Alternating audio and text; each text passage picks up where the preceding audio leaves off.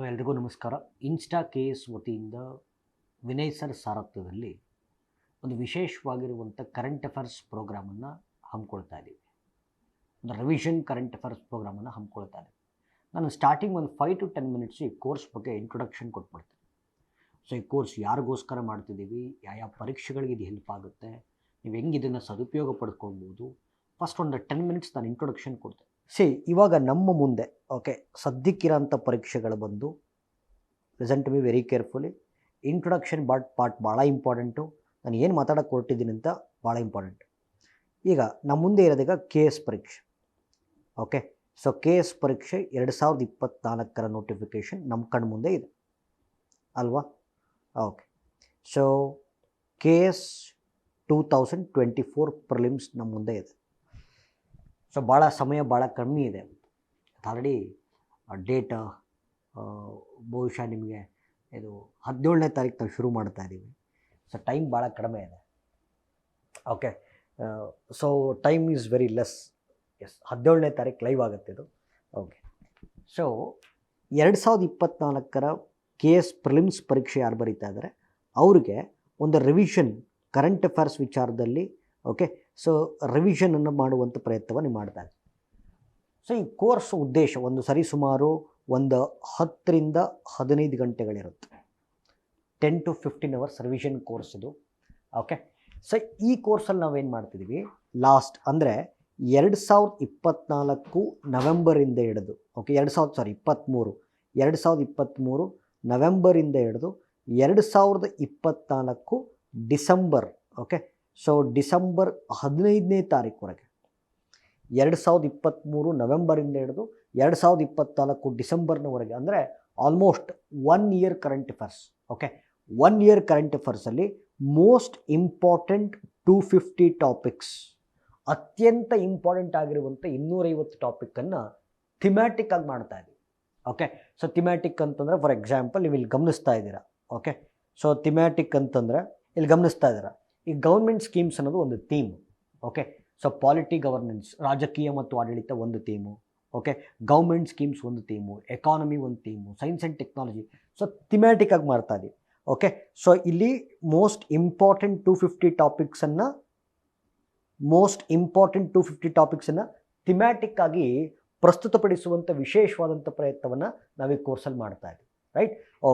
ಇದು ನೆಕ್ಸ್ಟ್ ಮುಂಬರುವಂಥ ಪರೀಕ್ಷೆಗಳು ಅಂದರೆ ಬರೀ KS ಪರೀಕ್ಷೆ ಅಂತ ಭಾವಿಸಬಾರ್ದು. ಯಾಕೆಂದರೆ ಮುಂದಿನ ದಿನಗಳಲ್ಲಿ ನಿಮ್ಗೆ ಗೊತ್ತಿದೆ PSI ಪರೀಕ್ಷೆ ಇದೆ. 600 ಪೋಸ್ಟ್ ನೋಟಿಫಿಕೇಷನ್ ಆಗುವಂಥ ಸಾಧ್ಯತೆ ಇದೆ. ಮತ್ತು FDSD ಎಕ್ಸಾಮ್ ಅಂತೂ ಗ್ಯಾರಂಟಿ ಕಂಡಕ್ಟ್ ಆಗುತ್ತೆ ಮುಂದಿನ ವರ್ಷ ಅಂದರೆ 2025ಕ್ಕೆ. ಸೊ ನೋಡಿ 2025ರಲ್ಲಿ ಯಾವ ಪರೀಕ್ಷೆಗಳು ಬರ್ತವೋ SDA, FDA, PSI, PC ಈ ಎಕ್ಸಾಮ್ಸ್ಗಳಿಗೆ 2024 KS 2024 ನಿಮಗೆ ಕರೆಂಟ್ ಅಫೇರ್ಸ್ ಇಂಪಾರ್ಟೆಂಟ್ ಆಗುತ್ತೆ. ಸೊ ಅದನ್ನೂ ಕೂಡ ಕವರ್ ಮಾಡುವಂಥ ಪ್ರಯತ್ನವನ್ನು ಮಾಡ್ತಾ ಇದ್ದೀವಿ. ಸೊ ಇಷ್ಟೆಲ್ಲ ಪರೀಕ್ಷೆಗಳು ಯೂಸ್ ಆಗುತ್ತೆ. ಒಟ್ಟಾರೆ 2024ರಲ್ಲಿ ನಡೆಯುವಂಥ KS ಪ್ರಿಲಿಮ್ಸು ಮತ್ತು 2025ರಲ್ಲಿ ನಡೆಯುವಂಥ PSI ಪರೀಕ್ಷೆ, PC ಪರೀಕ್ಷೆ, SDA, FDA ಪರೀಕ್ಷೆಗಳಿಗೆ ಇಂಪಾರ್ಟೆಂಟ್ 1 ಇಯರ್ ಕರೆಂಟ್ ಅಫೇರ್ಸಲ್ಲಿ ಇಂಪಾರ್ಟೆಂಟ್ 250 ಟಾಪಿಕ್ಸನ್ನು ಪ್ರಸ್ತುತಪಡಿಸುವಂಥ ವಿಶೇಷವಾದಂಥ ಪ್ರಯತ್ನವನ್ನು ಇನ್ಸ್ಟಾ KS ವತಿಯಿಂದ ನಾವು ಮಾಡ್ತಾ ಇದ್ದೀವಿ. So don't worry. ಸೊ ಇಲ್ಲಿ ನಿಮಗೆ ನನ್ನ ಪ್ರೆಸೆಂಟೇಷನ್ಸ್ ಕಾಣಿಸ್ತಾ ಇದೆ. ಇದು ಎರಡೂ ಮಾಧ್ಯಮಗಳಲ್ಲಿರುತ್ತೆ, ಕನ್ನಡ ಮಾಧ್ಯಮ ಮತ್ತು ಇಂಗ್ಲೀಷ್ ಮಾಧ್ಯಮ ಎರಡೂ ಮಾಧ್ಯಮದಲ್ಲಿರುತ್ತೆ. ಮತ್ತು ಈ ಕ್ಲಾಸಸ್ ಯಾರು ಕೇಳ್ತೀರಿ, ಸೊ ಡೂ ಒನ್ ಥಿಂಗ್, ನಾನು ನಿಮಗೊಂದು ಅಪ್ರೋಚ್ ಕೊಡ್ತೀನಿ. ಯೂಟ್ಯೂಬ್ ಡಿಸ್ಕ್ರಿಪ್ಷನಲ್ಲಿ ನಮ್ಮ ನೋಟ್ಸ್ ಹಾಕಿರ್ತೀವಿ. ಅಂದರೆ ಪ್ರಿಂಟಬಲ್ ಫಾರ್ಮೆಟಲ್ಲಿ ಇರುತ್ತೆ ನೋಟ್ಸು. ನೀವು ಇದನ್ನು ಪ್ರಿಂಟೌಟ್ ತೊಗೋಬೋದು. ಪ್ರಿಂಟೌಟ್ ತೊಗೊಂಡು ಜಸ್ಟ್ ಕ್ಲಾಸಸ್ ಕೇಳಿಸ್ಕೊಳ್ತೀವಿ, ಕೈಯಲ್ಲಿ ಪ್ರಿಂಟೌಟ್ ಇಟ್ಕೊಳ್ಳಿ. ನಾನು ಪಾಠ ಮಾಡ್ತಾ ಹೋಗ್ತಿರ್ತೀನಿ, ಮಾರ್ಕ್ ಮಾಡ್ತಾ ಹೋಗ್ತೀರಿ. ಬಿಕಾಸ್ ಸಮಯ ಭಾಳ ಕಡಿಮೆ ಇದೆ. ಜಸ್ಟ್ ಒಂದು 10 ಅವರ್ಸಲ್ಲಿ ಇಡೀ 1 ಇಯರ್ ಕರೆಂಟ್ ಅಫೇರ್ಸನ್ನು ರಿವೈಸ್ ಮಾಡುವಂಥ ವಿಶೇಷವಾದಂಥ ಪ್ರಯತ್ನವನ್ನು ಮಾಡ್ತಾ ಇದೆ. ರೈಟ್. ಆಮೇಲೆ ಇದು ಯಾವ ಥೀಮ್ಸ್ನ ಕವರ್ ಮಾಡುತ್ತೆ ಅಂತ ನಾನು ಒಂದ್ಸತಿ ಹೇಳ್ಬಿಡ್ತೀನಿ. ಸೊ ಯಾವ ಥೀಮ್ಸ್ನ ಕವರ್ ಮಾಡುತ್ತೆ ಅಂತ ಒಂದು ಸತಿ ಹೇಳ್ಬಿಡ್ತೀನಿ. Right? Yes, just a minute.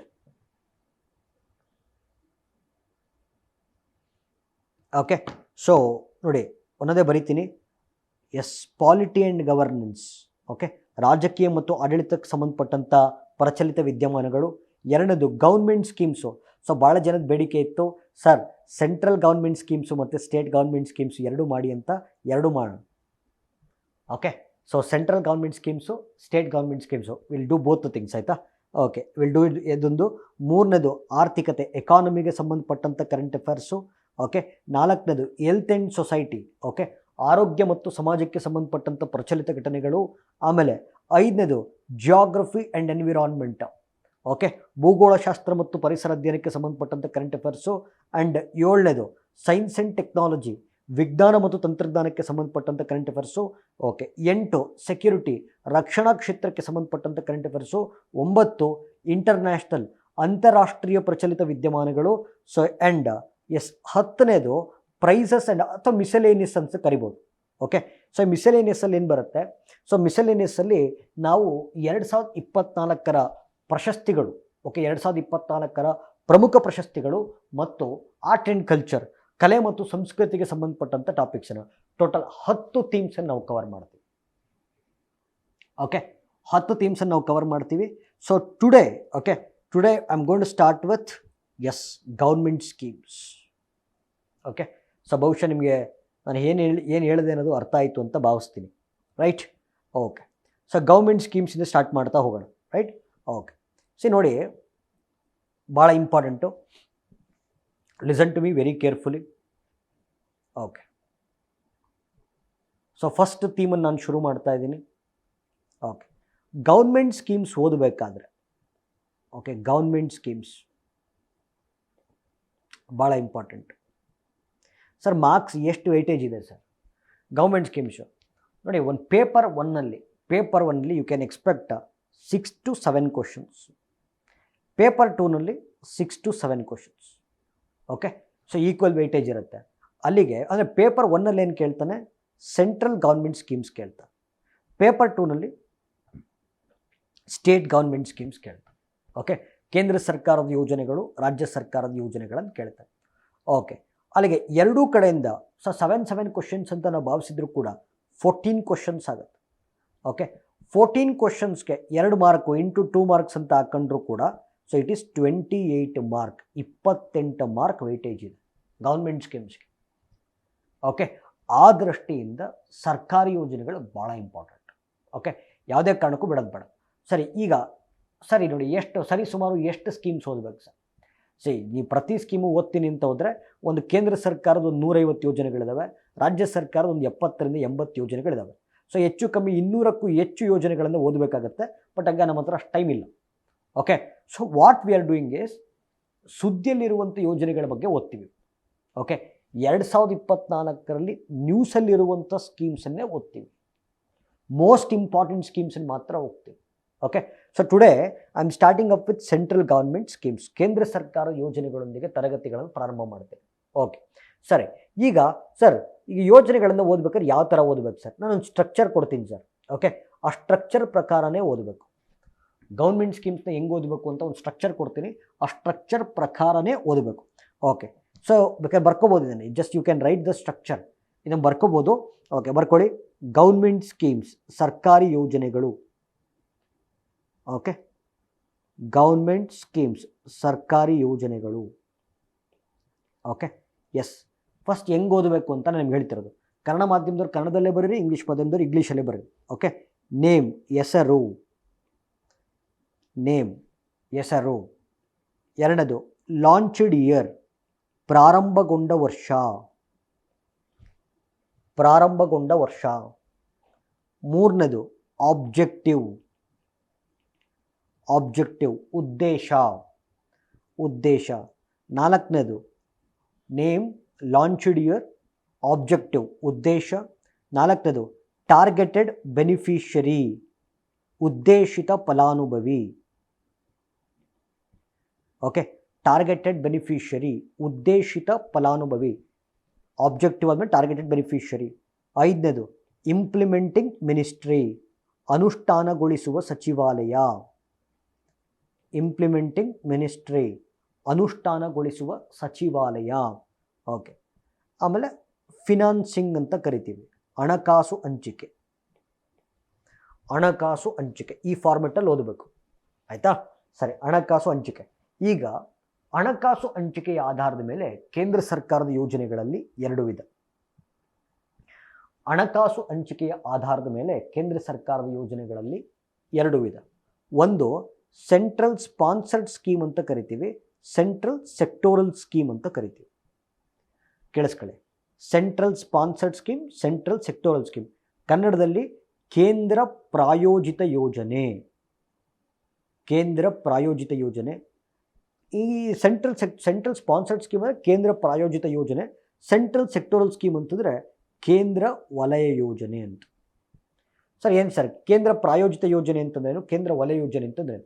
ಈಗ ಯಾವ್ದಾದ್ರು ಒಂದು ಸ್ಕೀಮನ್ನು ಇಂಪ್ಲಿಮೆಂಟ್ ಮಾಡಬೇಕಾದ್ರೆ, ಕೇಂದ್ರ ಸರ್ಕಾರ 60% ದುಡ್ಡು ಕೊಡುತ್ತೆ, 40% ದುಡ್ಡನ್ನು ರಾಜ್ಯ ಸರ್ಕಾರ ಭರಿಸ್ಬೇಕಾಗುತ್ತೆ. ಕೇಂದ್ರ ಸರ್ಕಾರ 60% ದುಡ್ಡು ಕೊಡುತ್ತೆ, 40% ರಾಜ್ಯ ಸರ್ಕಾರ ಭರಿಸ್ಬೇಕಾಗುತ್ತೆ. ಈಶಾನ್ಯ ರಾಜ್ಯಗಳು ಮತ್ತು ಹಿಮಾಲಯನ್ ರಾಜ್ಯಗಳು, ನಾರ್ತ್ ಈಸ್ಟರ್ನ್ ಸ್ಟೇಟ್ಸ್ ಮತ್ತು ಹಿಮಾಲಯನ್ ಸ್ಟೇಟ್ಸ್ಗೆ 90% ಕೇಂದ್ರ ಸರ್ಕಾರ ಕೊಡುತ್ತೆ, ಇನ್ನು 10% ಅವರೇ ಹಾಕಬೇಕಾಗುತ್ತೆ. ಕೇಂದ್ರಾಡಳಿತ ಪ್ರದೇಶಗಳಿಗೆ, ಯೂನಿಯನ್ ಟೆರಿಟರೀಸ್ಗೆ 100% ಫಂಡಿಂಗನ್ನು ಕೇಂದ್ರ ಸರ್ಕಾರವೇ ಕೊಡುತ್ತೆ. ಓಕೆ, ಯಾವ್ದಾದ್ರು ಸ್ಕೀಮನ್ನು ಈ ರೇಷೋದಲ್ಲಿ ಇಂಪ್ಲಿಮೆಂಟ್ ಮಾಡಿದ್ರೆ, ಏನೋ ಸೆಂಟ್ರಲ್ ಸ್ಪಾನ್ಸರ್ಡ್ ಸ್ಕೀಮ್ ಅಂತ ಕರೀತಾರೆ. ಆಯಿತಾ? ಸೊ ಇನ್ನೊಂದ್ಸತಿ ರಿಪೀಟ್ ಮಾಡ್ತೀನಿ. ನಾರ್ಮಲ್ ರಾಜ್ಯಗಳಿಗೆ 60% ದುಡ್ಡನ್ನು ಕೇಂದ್ರ ಸರ್ಕಾರ ಕೊಡುತ್ತೆ, 40% ದುಡ್ಡನ್ನು ಅವರೇ ಹಾಕಬೇಕಾಗುತ್ತೆ. ಈಶಾನ್ಯ ರಾಜ್ಯಗಳು ಮತ್ತು ಹಿಮಾಲಯನ್ ರಾಜ್ಯಗಳಿಗೆ 90% ಕೇಂದ್ರ ಸರ್ಕಾರ ಕೊಡುತ್ತೆ, ಇನ್ನು 10% ಅವರೇ ಹಾಕಬೇಕಾಗುತ್ತೆ.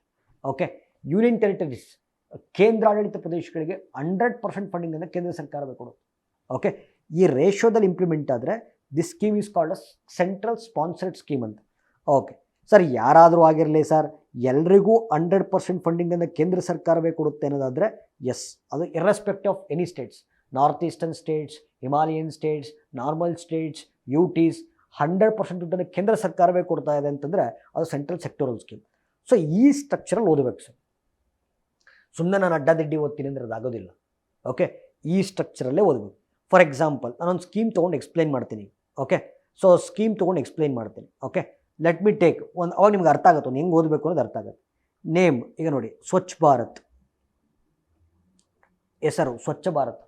ಡೋಂಟ್ ವರಿ ಸರ್, ನೋಡಿ ನೀವು ನೋಟ್ಸ್ ಮಾಡ್ಕೊಳ್ಳೋಕ್ಕೆ ಟೈಮ್ ಇಲ್ಲ ಇವಾಗ, ಇಟ್ಸ್ ಅ ರಿವಿಷನ್ ಪ್ರೋಗ್ರಾಮು. ಹಾಗಾಗಿ ನೋಟ್ಸ್ ಮಾಡಿ ನಾವೇ ಕೊಡ್ತೀವಿ, ಪ್ರಿಂಟೌಟ್ ತಗೊಂಡು ಓದಿದ್ರೆ ಸಾಕು, ನೀವು ಕೇಳಿಸ್ಕೊಳ್ಳಿ.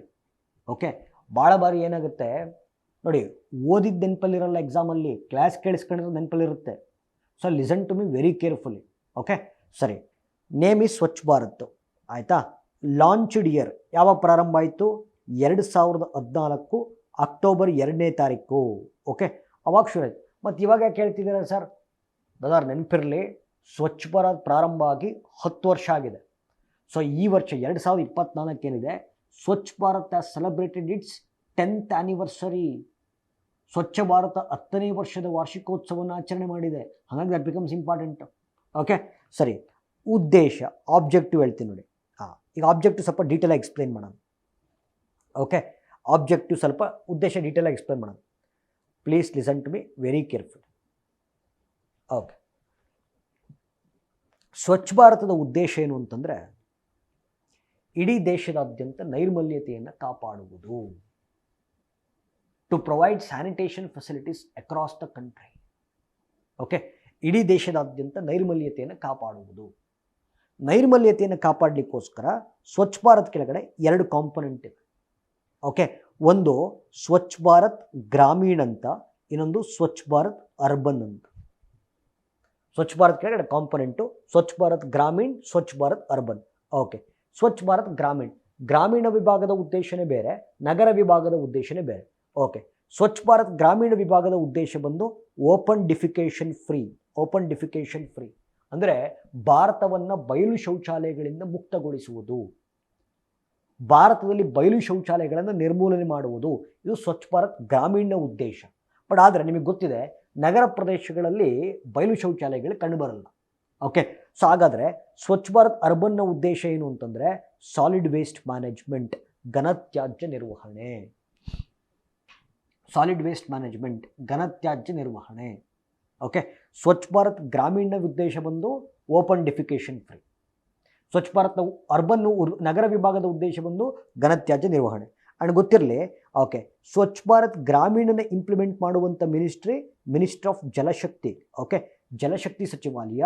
ಸ್ವಚ್ಛ Bharat urban is implemented by ministry of housing and urban affairs, ವಸತಿ ಮತ್ತು ನಗರ ವ್ಯವಹಾರಗಳ ಸಚಿವಾಲಯ. ಎರಡು ಬೇರೆ ಬೇರೆ ಮಿನಿಸ್ಟ್ರಿ ಇದೆ.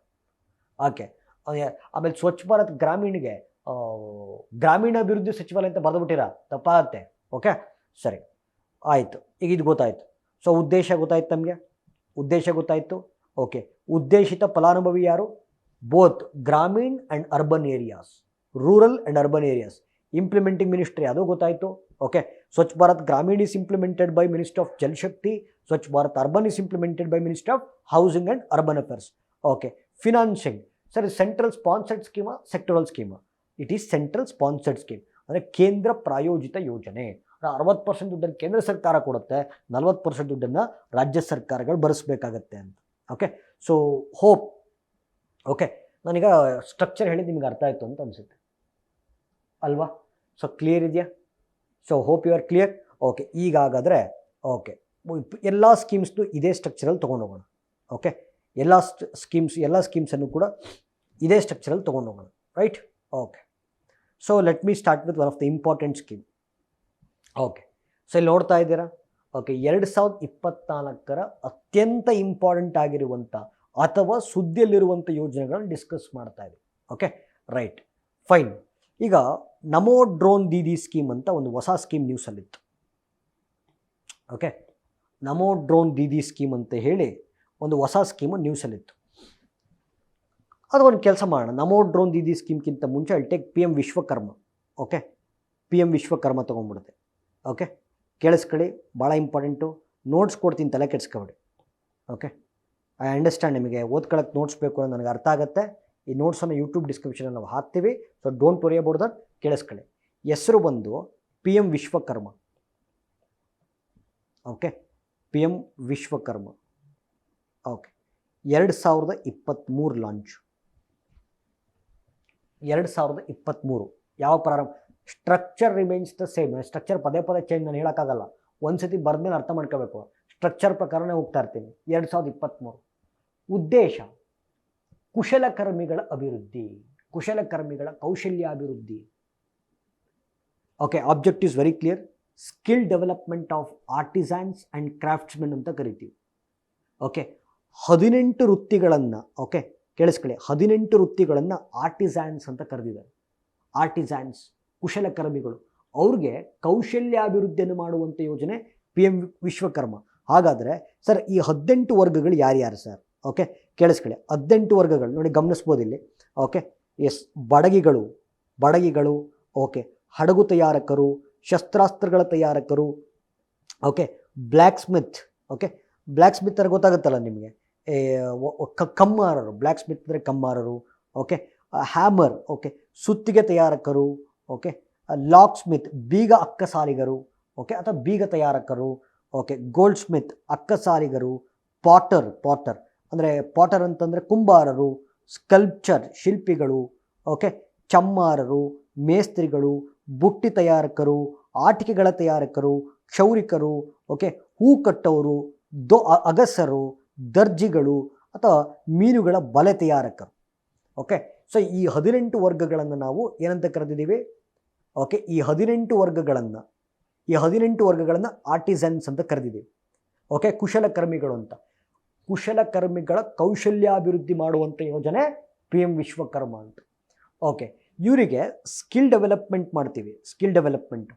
ಆ ಸ್ಕಿಲ್ ಡೆವಲಪ್ಮೆಂಟ್ ಪ್ರೋಗ್ರಾಮ್ ಯಾರು ಅಟೆಂಡ್ ಆಗ್ತಾರೆ? ಓಕೆ, ಆ ಪ್ರೋಗ್ರಾಮ್ ಯಾರು ಅಟೆಂಡ್ ಆಗ್ತಾರೆ? ಒಂದು ದಿನಕ್ಕೆ 500 ರೂಪಾಯಿ ಸ್ಟೇ ಫಂಡ್ ಕೊಡ್ತಾರೆ. ಒಂದು ದಿನಕ್ಕೆ 500 ರೂಪಾಯಿ ಸ್ಟೇ ಫಂಡ್ ಕೊಡ್ತಾರೆ. ಟ್ರೈನಿಂಗ್ ಎಲ್ಲ ಮುಗಿದ್ಮೇಲೆ ಕೇಂದ್ರ ಸರ್ಕಾರದ ಸರ್ಟಿಫಿಕೇಟ್ ಸಿಗುತ್ತೆ. ಓಕೆ, ಸರ್ಟಿಫಿಕೇಟ್ ಸಿಗುತ್ತೆ. ಆ ನಂತರದಲ್ಲಿ ತಮಗೆ ಬೇಕಾಗಿರುವಂಥ ಇನ್ಸ್ಟ್ರೂಮೆಂಟ್ಸ್, ಟೂಲ್ಸ್, ಪರಿಕರಗಳನ್ನು ಖರೀದಿ ಮಾಡಲಿಕ್ಕೋಸ್ಕರ ಸರ್ಕಾರ 15,000 ರೂಪಾಯಿಗಳ ಸಹಾಯಧನ ಕೊಡುತ್ತೆ. 15,000 ರೂಪಾಯಿಗಳ ಸಹಾಯಧನ ಕೊಡುತ್ತೆ. ಓಕೆ, ಆ ನಂತರದಲ್ಲಿ ಓಕೆ, ನೀವೇನಾದ್ರು ಸ್ವಂತ ಬಿಸ್ನೆಸ್ ಸ್ಟಾರ್ಟ್ ಮಾಡ್ಕೋಬೇಕು ಅಂದ್ಕೊಂಡಿದ್ರೆ 8% ಇಂಟ್ರೆಸ್ಟಲ್ಲಿ, 8% ಬಡ್ಡಿ ದರದಲ್ಲಿ ಓಕೆ 1 ರಿಂದ 2 ಲಕ್ಷ ರೂಪಾಯಿವರೆಗಿನ ಸಾಲವನ್ನು ಸರ್ಕಾರ ಕೊಡುತ್ತೆ. This is PM Vishwakarma. Okay, this is PM Vishwakarma. ಅಲ್ಲಿಗೆ ನೇಮ್ ಆಯಿತು, ಯಾವ ಪ್ರಾರಂಭ ಆಗಿದ್ದು ಅಂತ ಗೊತ್ತಾಯಿತು, ಉದ್ದೇಶ ಗೊತ್ತಾಯಿತು, ಓಕೆ, ಉದ್ದೇಶಿತ ಫಲಾನುಭವಿ ಗೊತ್ತಾಯಿತು, ಓಕೆ, ಉದ್ದೇಶಿತ ಫಲಾನುಭವಿ ಗೊತ್ತಾಯಿತು, okay. Implementing ministries ministry of skill development and entrepreneurship, okay. ಅನುಷ್ಠಾನಗೊಳಿಸುವಂಥ ಸಚಿವಾಲಯ, ಓಕೆ, ಕೌಶಲ್ಯಾಭಿವೃದ್ಧಿ ಮತ್ತು ಉದ್ಯಮಶೀಲತೆ ಸಚಿವಾಲಯ. Ministry of skill development and entrepreneurship ಅಂತ ಗೊತ್ತಾಯಿತು. Financing is central sectoral scheme ಇದು, ಓಕೆ. ಸೆಂಟ್ರಲ್ ಸೆಕ್ಟೋರಲ್ ಸ್ಕೀಮ್ ಅಂದರೆ ಈ ಪೂರ್ತಿ ದುಡ್ಡನ್ನು ಕೇಂದ್ರ ಸರ್ಕಾರವೇ ಕೊಡ್ತಾ ಇದೆ. So it is central sectoral scheme, ಕೇಂದ್ರ ವಲಯ ಯೋಜನೆ, right. So this is P M Vishwakarma, okay. This is P M Vishwakarma. Clear ಆಯಿತಾ? ಓಕೆ. ಈಗ ನಮೋ ಡ್ರೋನ್ ದೀದಿ ಸ್ಕೀಮ್ ಬರ್ತೇನೆ. ಸೊ 2024 ಎಲ್ಲ ಯೋಜನೆಗಳನ್ನ ಡಿಸ್ಕಸ್ ಮಾಡ್ತೀನಿ. Need not worry about it. 2024 ಎಲ್ಲ ಯೋಜನೆಗಳನ್ನ ಡಿಸ್ಕಸ್ ಮಾಡೋಣ, ರೈಟ್. ಆಯಿತು. ಈಗ ನಮೋ ಡ್ರೋನ್ ದೀದಿ ಸ್ಕೀಮ್ ಅಂತಿದೆ, ಓಕೆ. ಏನಿದು Namo drone Didi scheme? Listen to me very careful, okay. ಈಗ ವಿಮೆನ್ ಸೆಲ್ಫ್ ಹೆಲ್ಪ್ ಗ್ರೂಪ್ ಅಂತ ಕರಿತೀವಿ, ಓಕೆ. ಮಹಿಳಾ ಸ್ವಸಹಾಯ ಗುಂಪುಗಳು ಕೇಳಿರ್ತಾರೆ ನೀವು, ಊರ ಕಡೆ ಎಲ್ಲ ಮಹಿಳಾ ಸಂಘಗಳು ಸಿಕ್ಕಾಬಿಟ್ಟು ಜಾಸ್ತಿ ಆಗ್ಬಿಟ್ಟಿದೆ. Women self help groups, okay. ಮಹಿಳಾ ಸ್ವಸಹಾಯ ಸಂಘಗಳನ್ನು ಗುರುತಿಸ್ತೀವಿ, ಓಕೆ. ಇಡೀ ದೇಶದಾದ್ಯಂತ 15,000ಕ್ಕೂ ಹೆಚ್ಚು ಮಹಿಳಾ ಸ್ವಸಹಾಯ ಸಂಘಗಳನ್ನು ಗುರುತಿಸಿ ಅವರಿಗೆ ಭಾರತ ಸರ್ಕಾರ ಡ್ರೋನ್ ವಿತರಣೆ ಮಾಡೋದು. ಡ್ರೋನ್ ವಿತರಣೆ ಮಾಡುತ್ತೆ, ಆಯಿತಾ. ಡ್ರೋನ್ ವಿತರಣೆ ಮಾಡ್ತಾರೆ. ಈ ಹೆಣ್ಮಕ್ಳು ಅಂದರೆ ಮಹಿಳಾ ಸ್ವಸಹಾಯ ಸಂಘಗಳು ಈ ಡ್ರೋನ್ಗಳನ್ನು ಇಟ್ಕೊಂಡು ರೈತರಿಗೆ ರೆಂಟಿಗೆ ಕೊಡ್ಬೋದು, ಓಕೆ. ಇವಾಗ ಇತ್ತೀಚೆಗೆ ನೋಡ್ತೀರ ಡ್ರೋನ್ ಬಳಸ್ಕೊಂಡು ಏನು ಮಾಡ್ತಾ ಇದ್ದಾರೆ, ಕೆಮಿಕಲ್ ಫರ್ಟಿಲೈಸರ್ಸ್ನ ಸ್ಪ್ರೇ ಮಾಡ್ತಾರೆ, ರಾಸಾಯನಿಕ ಮತ್ತು ರಸಗೊಬ್ಬರಗಳ ಸಿಂಪರಣೆ ಆಗ್ತಾ ಇದೆ, ಓಕೆ. ರಾಸಾಯನಿಕ ಮತ್ತು ರಸಗೊಬ್ಬರಗಳ ಸಿಂಪಡಣೆ ಸ್ಪ್ರೇಯಿಂಗ್ ಮಾಡ್ತದೆ. ಆ ಡ್ರೋನ್ಸ್ಗಳನ್ನು ಈ ಮಹಿಳಾ ವಿಮೆನ್ ಸೆಲ್ಫ್ ಹೆಲ್ಪ್ ಗ್ರೂಪ್ಸಿಗೆ ಕೊಡ್ತಾರೆ, ಟ್ರೈನಿಂಗ್ ಕೊಡ್ತಾರೆ. ಅವ್ರದನ್ನು ರೈತರಿಗೆ ರೆಂಟಿಗೆ ಕೊಡ್ಬೋದು. ರೆಂಟಿಗೆ ಕೊಡುವುದರ ಮುಖಾಂತರ ಆದಾಯ ಗಳಿಸ್ಬೋದು. ಆದಾಯ ಗಳಿಸ್ಕೊಂಡು ತಮ್ಮ ಜೀವನೋಪಾಯವನ್ನು ಕಲ್ಪಿಸ್ಬೋದು, okay. This scheme is called as Namo drone Didi scheme ಅಂತ, ಆಯಿತಾ. ಸೊ ಭಾಳ ಇಂಪಾರ್ಟೆಂಟ್. ಸೊ ಇದನ್ನು ಇಂಪ್ಲಿಮೆಂಟ್ ಮಾಡುವಂಥ ಮಿನಿಸ್ಟ್ರಿ, ಓಕೆ. ಸೊ ಇಂಪ್ಲಿಮೆಂಟ್ ಮಾಡುವಂಥ ministry of agriculture and farmers welfare, ರೈತ ಮತ್ತು ಕೃಷಿ ಕಲ್ಯಾಣ ಸಚಿವಾಲಯ, ರೈತ ಮತ್ತು ಕೃಷಿ ಕಲ್ಯಾಣ ಸಚಿವಾಲಯ. ಆ್ಯಂಡ್ ಗೊತ್ತಿರಲಿ, ಇನ್ನೊಂದು ಪಾಯಿಂಟ್ ಹೇಳ್ತೀನಿ ನೋಡಿ, ಈಗ ಪ್ಲೀಸ್ ಅಬ್ಸರ್ವ್ ಮಾಡಿ, ಓಕೆ. ಈಗ ನಮೋ ಡ್ರೋನ್ ಕೇಳಿಸ್ಕೊಳ್ಳಿ, ನಮೋ ಡ್ರೋನ್ ದೀದಿ ಸ್ಕೀಮ್ ನಾನು ಏನು ಹೇಳ್ತಾ ಇದ್ದೀನಿ, okay. Namo drone Didi scheme it's a part of Deen Dayal Antyodaya Yojana.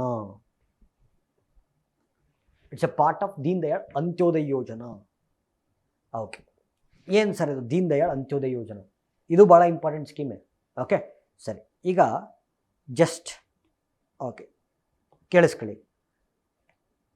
Ministry of rural development ಅಂತಿದೆ, ಗ್ರಾಮೀಣ ಅಭಿವೃದ್ಧಿ ಸಚಿವಾಲಯ. ಇದು 2 ಮಹತ್ವಾಕಾಂಕ್ಷಿ ಯೋಜನೆಗಳನ್ನು ಜಾರಿಗೆ ತರುತ್ತೆ, 2 ಇಂಪಾರ್ಟೆಂಟ್ ಆಗಿರುವಂಥ ಯೋಜನೆಗಳನ್ನು ಜಾರಿಗೆ ತರುತ್ತೆ. ಒಂದು MG ನರೇಗಾ ಕಾರ್ಯಕ್ರಮ, ಓಕೆ, MG ನರೇಗಾ ಕಾರ್ಯಕ್ರಮ. ಇನ್ನೊಂದು ಓಕೆ ದೀನ್ ದಯಾಳ್ ಅಂತ್ಯೋದಯ ಯೋಜನಾ ಅಥವಾ ನ್ಯಾಷನಲ್ ರೂರಲ್ ಲೈವ್ಲಿಹುಡ್ ಮಿಷನ್ ಅಂತ. 2 ಕಾರ್ಯಕ್ರಮಗಳು ಭಾಳ ಇಂಪಾರ್ಟೆಂಟು, ಬಹಳ ಬಾರಿ ಪ್ರಶ್ನೆ ಆಗುತ್ತೆ. ಸರಿ, ಈ for example let's come to MG NREGA first. Okay, Mahatma Gandhi national rural employment guarantee scheme ಅಂತ. Mahatma Gandhi national rural employment guarantee scheme MG NREGA. So ಪ್ರಾರಂಭಗೊಂಡಿದ್ದು 2005ರಲ್ಲಿ. ಉದ್ದೇಶ ಈಗ ನಿಮಗೆ ಗೊತ್ತಿದೆ, okay. So Indian agriculture is very uncertain. ಭಾರತದ ಕೃಷಿ ಏನಿದೆಯಲ್ಲ ಅದು ಮಳೆ ಮೇಲೆ ಅವಲಂಬಿತವಾಗಿರುವಂಥ ಕೃಷಿ. ಅದು Indian agriculture is very uncertain, okay. ಮಳೆಯ ಮೇಲೆ ಅವಲಂಬಿತವಾಗಿರುವಂಥ ಕೃಷಿ, ಓಕೆ. ಮಳೆ ಮೇಲೆ ಅವಲಂಬಿತವಾಗಿರುವಂಥ ಕೃಷಿ ಆದ್ದರಿಂದ ನಮಗೆ ಸೊ ಫುಲ್ ಟೈಮ್ ಆಕ್ಯುಪೇಷನ್ ಸಿಗುತ್ತಾ, ಪಾರ್ಟ್ ಟೈಮ್ ಆಕ್ಯುಪೇಷನ್ ಸಿಗುತ್ತಾ? ಫುಲ್ ಟೈಮ್ ಆಕ್ಯುಪೇಷನ್ ಸಿಗಲ್ಲ, ಪಾರ್ಟ್ ಟೈಮ್. ಮಳೆ ಬಂದಾಗ ಮಾತ್ರ ಕೆಲಸ ಇರುತ್ತೆ. ಪಾರ್ಟ್ ಟೈಮ್ ಆಕ್ಯುಪೇಷನ್ ಅಥವಾ ಸೀಸನಲ್ ಆಕ್ಯುಪೇಷನ್ ಅಂತ ಕರಿತೀವಿ. ಸೀಸನಲ್ ಆಕ್ಯುಪೇಷನ್ ಇರೋದ್ರಿಂದ ಉಳಿದ ಟೈಮಲ್ಲಿ ಏನಾಗುತ್ತೆ, ಅನ್ಎಂಪ್ಲಾಯ್ಮೆಂಟ್, ನಿರುದ್ಯೋಗ ಸಮಸ್ಯೆ. ಅನ್ಎಂಪ್ಲಾಯ್ಮೆಂಟ್ ಬಂತಂದರೆ ಪಾವರ್ಟಿ, ಹಂಗರ್, ಮಾಲ್ ನ್ಯೂಟ್ರಿಷನ್, ಬಡತನ, ಹಸಿವು, ಅಪೌಷ್ಟಿಕತೆ ಬರುತ್ತೆ. ಈ ಪ್ರಾಬ್ಲಮನ್ನು ಅಡ್ರೆಸ್ ಮಾಡೋಕ್ಕೋಸ್ಕರ ಭಾರತ ಸರ್ಕಾರ ಹೇಳ್ತು, ಈ ಒಂದು ವರ್ಷಕ್ಕೆ 365 ದಿನ, ವರ್ಷಕ್ಕೆ 365 ದಿನ, 365 ದಿನಗಳಲ್ಲಿ ಕನಿಷ್ಠ 100 ದಿನಗಳ ಕಾಲ ಉದ್ಯೋಗವನ್ನು ಗ್ಯಾರಂಟಿ ಕೊಡ್ತೀವಿ. That is MG NREGA. ನೋಡಿ, MG ನರೇಗಾ ಯೋಜನೆಯ ಉದ್ದೇಶ ನಾನು ನಿಮ್ಗೆ ಹೇಳ್ತಾ ಇದ್ದೀನಿ. ಗ್ರಾಮೀಣ ಭಾಗದ ಬಡವರಿಗೆ 1 ವರ್ಷಕ್ಕೆ ಕನಿಷ್ಠ 100 ದಿನಗಳ ಕಾಲ ಉದ್ಯೋಗವನ್ನು ಖಾತರಿಪಡಿಸುವಂಥ ಯೋಜನೆ MG ನರೇಗಾ ಯೋಜನೆ. I repeat, okay. ಯಾವುದೇ ಕಾರಣಕ್ಕೂ ನಾನಿಲ್ಲಿ ಅರ್ಬನ್ ಪೂರ್ ಬಗ್ಗೆ ಮಾತಾಡ್ತಾ ಇಲ್ಲ, ರೂರಲ್ ಪೂರ್ ಬಗ್ಗೆ ಮಾತ್ರ ಮಾತಾಡ್ತಿರೋದು. ಸೊ ಅರ್ಥ ಮಾಡ್ಕೊಳ್ಳಿ, ಮಿನಿಸ್ಟ್ರಿ ಆಫ್ ರೂರಲ್ ಡೆವಲಪ್ಮೆಂಟ್ ಬಗ್ಗೆ ಮಾತಾಡ್ತಾ ಇದ್ದೀನಿ, ಗ್ರಾಮೀಣ ಅಭಿವೃದ್ಧಿ ಸಚಿವಾಲಯ ಅಂತ. ಆಯಿತಾ? ಗ್ರಾಮೀಣ ಭಾಗದ ಬಡವರಿಗೆ 1 ವರ್ಷಕ್ಕೆ ಕನಿಷ್ಠ 100 ದಿನಗಳ ಕಾಲ ಉದ್ಯೋಗವನ್ನು ಗ್ಯಾರಂಟಿ ಕೊಡುವಂಥ ಸ್ಕೀಮು MG ನರೇಗಾ. ಆಯಿತಾ? ಸರಿ, ಎಂಪ್ಲಾಯ್ಮೆಂಟ್ ಗ್ಯಾರಂಟಿ ಕೊಡ್ತೀವಿ. ಎಂಪ್ಲಾಯ್ಮೆಂಟ್ ಗ್ಯಾರಂಟಿ ಕೊಡ್ತೀವಿ ಅಂತಂದರೆ ಯಾವ ಥರ ಎಂಪ್ಲಾಯ್ಮೆಂಟ್ ಕೊಡ್ತಾರೆ? ಎಂಪ್ಲಾಯ್ಮೆಂಟ್ ಎಲ್ಲಿ ಕ್ರಿಯೇಟ್ ಮಾಡ್ತಾರೆ? ಪಬ್ಲಿಕ್ ಇನ್ಫ್ರಾಸ್ಟ್ರಕ್ಚರ್ ಕ್ರಿಯೇಷನ್, ಅಂದರೆ ರಸ್ತೆಗಳನ್ನು ಮಾಡೋದು, ಚರಂಡಿಗಳನ್ನು ಮಾಡೋದು, ಶಾಲೆಗಳನ್ನು ಕಟ್ಟೋದು, ಆಸ್ಪತ್ರೆಗಳನ್ನು ಕಟ್ಟೋದು, ಕೆರೆಗಳಲ್ಲಿ ಹೂಳು ತೆಗೆಯೋದು. ಸೊ ಪಬ್ಲಿಕ್ ಇನ್ಫ್ರಾಸ್ಟ್ರಕ್ಚರ್ ಕ್ರಿಯೇಷನಲ್ಲಿ ಎಂಪ್ಲಾಯ್ಮೆಂಟ್ ಕೊಡ್ತಾರೆ. ಹಾಗಾದರೆ ಈಗ ಇನ್ನೊಂದು ಪ್ರಶ್ನೆ ಏನು ಕೇಳ್ಬೋದು ಅಂತಂದರೆ, ಕರ್ನಾಟಕದಲ್ಲಿ ಈಗ ಇವರೇನು ಹೇಳ್ತಾ ಇದ್ದಾರೆ, 100 ದಿನಗಳ ಕಾಲ ಎಂಪ್ಲಾಯ್ಮೆಂಟ್ ಕೊಡ್ತೀವಿ ಅಂತ. ಹಾಗಾದರೆ ಒಂದು ದಿನಕ್ಕೆ ದಿನಗೂಲಿ ಎಷ್ಟು ಅಥವಾ ಒಂದು ದಿನದ ವೇತನ ಎಷ್ಟು? 348 ರೂಪಾಯಿ. ಓಕೆ, 348 ರೂಪಾಯಿ. ಓಕೆ, 348 ಅಂದರೆ ಒಂದು ದಿನಕ್ಕೆ ಡೈಲಿ ವೇಜಸ್ ಬಂದು 348 ರೂಪಾಯಿ. ಸೊ ಮುಂಚೆ ಕಮ್ಮಿ ಇತ್ತು, ಈ 348ಕ್ಕೆ ಏರಿಸಿದ್ದೀವಿ.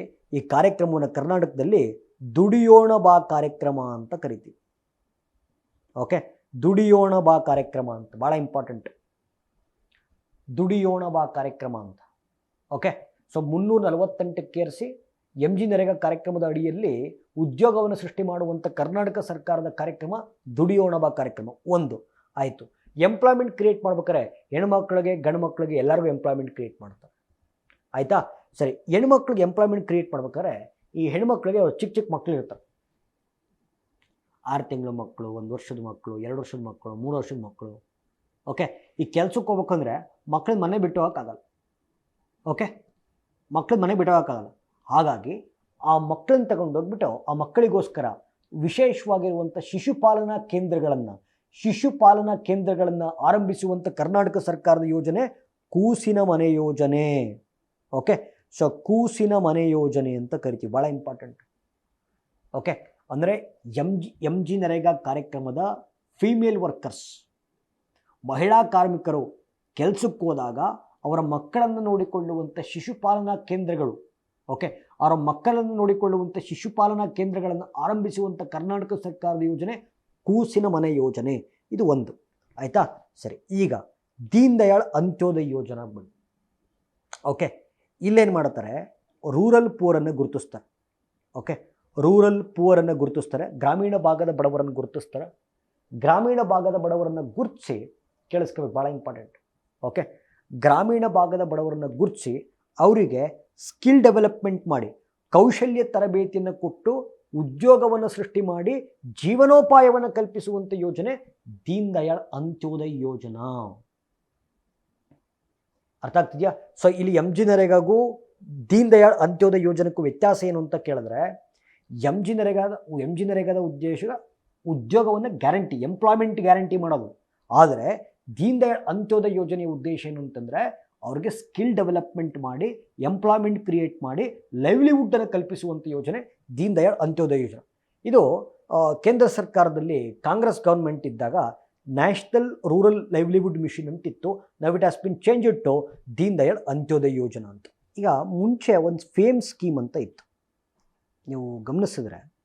ಓಕೆ, ಫೇಮ್ ಸ್ಕೀಮ್ ಅಂತ ಇತ್ತು, fame. Okay, faster adoption and manufacturing of electric vehicles ಅಂತ.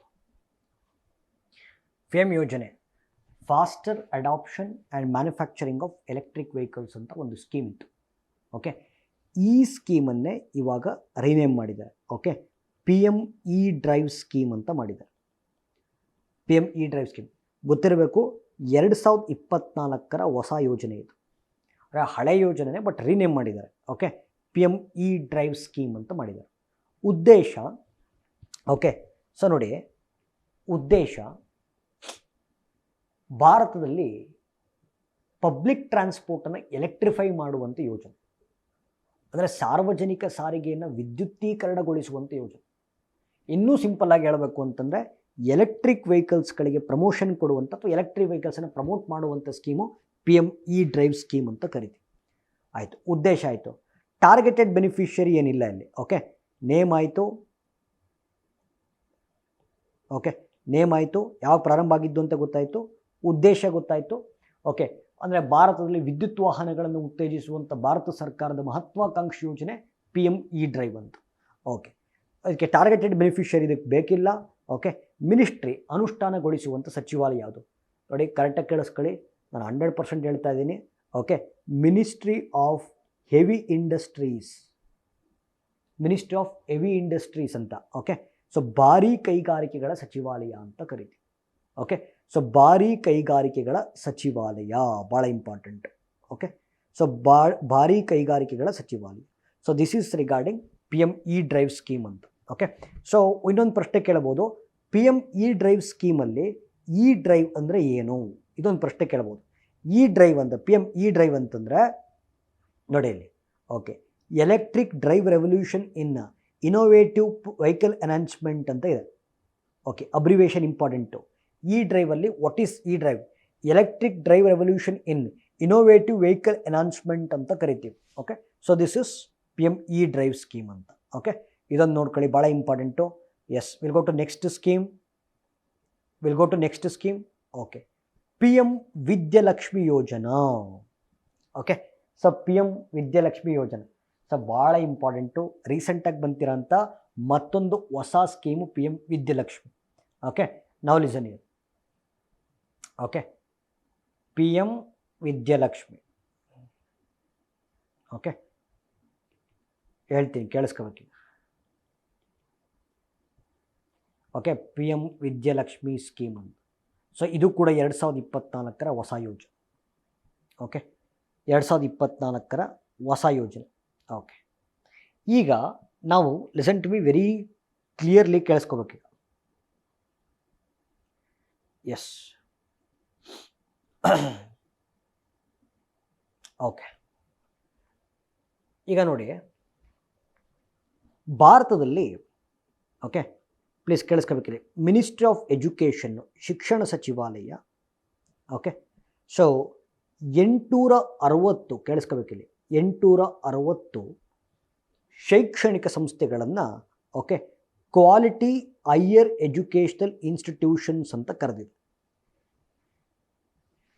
ಓಕೆ, ಅಂದರೆ ನೀವು ಇಡೀ ಭಾರತದಲ್ಲಿ PM ವಿದ್ಯಾಲಕ್ಷ್ಮಿ ಸ್ಕೀಮ್ ಏನು ಹೇಳ್ತಾ ಇದೆ ಅಂತ ಹೇಳ್ತಿರೋದು, ಶಿಕ್ಷಣ ಸಚಿವಾಲಯ ಏನು ಮಾಡಿದೆ, 860 ಶೈಕ್ಷಣಿಕ ಸಂಸ್ಥೆಗಳ ಅಥವಾ ಶಿಕ್ಷಣ ಸಂಸ್ಥೆಗಳನ್ನು 860 ಎಜುಕೇಷನಲ್ ಇನ್ಸ್ಟಿಟ್ಯೂಷನ್ಸನ್ನು ಓಕೆ QHEI ಅಂತ ಕರೆದಿದೆ. QHEI ಅಂತಂದರೆ ಕ್ವಾಲಿಟಿ ಹೈಯರ್ ಎಜುಕೇಷನ್ ಇನ್ಸ್ಟಿಟ್ಯೂಷನ್ಸ್. ಈಗ IITಸು, IIMಸು, NITಸು. ಓಕೆ, ಸೊ ಇಂಥ ಸಂಸ್ಥೆಗಳನ್ನು ಕ್ವಾಲಿಟಿ ಹೈಯರ್ ಎಜುಕೇಷನಲ್ ಇನ್ಸ್ಟಿಟ್ಯೂಷನ್ಸ್ ಅಂತ ಕರೆದಿದೆ. ಯಾರು ಇಲ್ಲಿ ಓದಬೇಕು ಅಂತಿದ್ದಾರೋ, ಯಾರು ಇಂಥ ಸಂಸ್ಥೆಗಳಲ್ಲಿ ಓದಬೇಕು ಅಂತಿದ್ದಾರೋ ಅವ್ರಿಗೆ ಎಸ್ ಫಿನಾನ್ಷಿಯಲ್ ಅಸಿಸ್ಟೆನ್ಸ್, ಹಣಕಾಸು ನೆರವನ್ನು ಕೊಡುವಂಥ ಸ್ಕೀಮು PM ವಿದ್ಯಾಲಕ್ಷ್ಮಿ ಯೋಜನೆ. PM ವಿದ್ಯಾಲಕ್ಷ್ಮಿ ಯೋಜನೆ. ಸೊ ಉದ್ದೇಶ ಕ್ಲಿಯರ್ ಆಗ್ತಿದೆಯಲ್ಲ. ಸೊ 860 ಕ್ವಾಲಿಟಿ ಹೈಯರ್ ಎಜುಕೇಷನಲ್ ಇನ್ಸ್ಟಿಟ್ಯೂಷನ್ಸಲ್ಲಿ ಓದುವಂಥ ಅಭ್ಯರ್ಥಿಗಳಿಗೆ ಹಣಕಾಸು ನೆರವನ್ನು ಕೊಡುವಂಥ scheme PM Vidyalakshmi. Objectives done.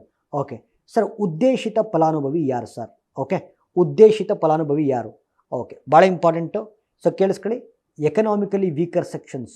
Okay, ಆರ್ಥಿಕವಾಗಿ ದುರ್ಬಲವಾಗಿರುವಂಥ ಗುಂಪುಗಳು. ನೀವು EWS ಕ್ಯಾಟಗರಿಲಿದ್ದರೆ, ಓಕೆ EWS ಕ್ಯಾಟಗರಿನಲ್ಲಿದ್ದರೆ ಸೊ ನೀವು 100% ಈ ಸ್ಕೀಮ್ನ ತೊಗೋಬೋದು. ಓಕೆ, ಟಾರ್ಗೆಟೆಡ್ ಬೆನಿಫಿಷರಿ ಆಯಿತು.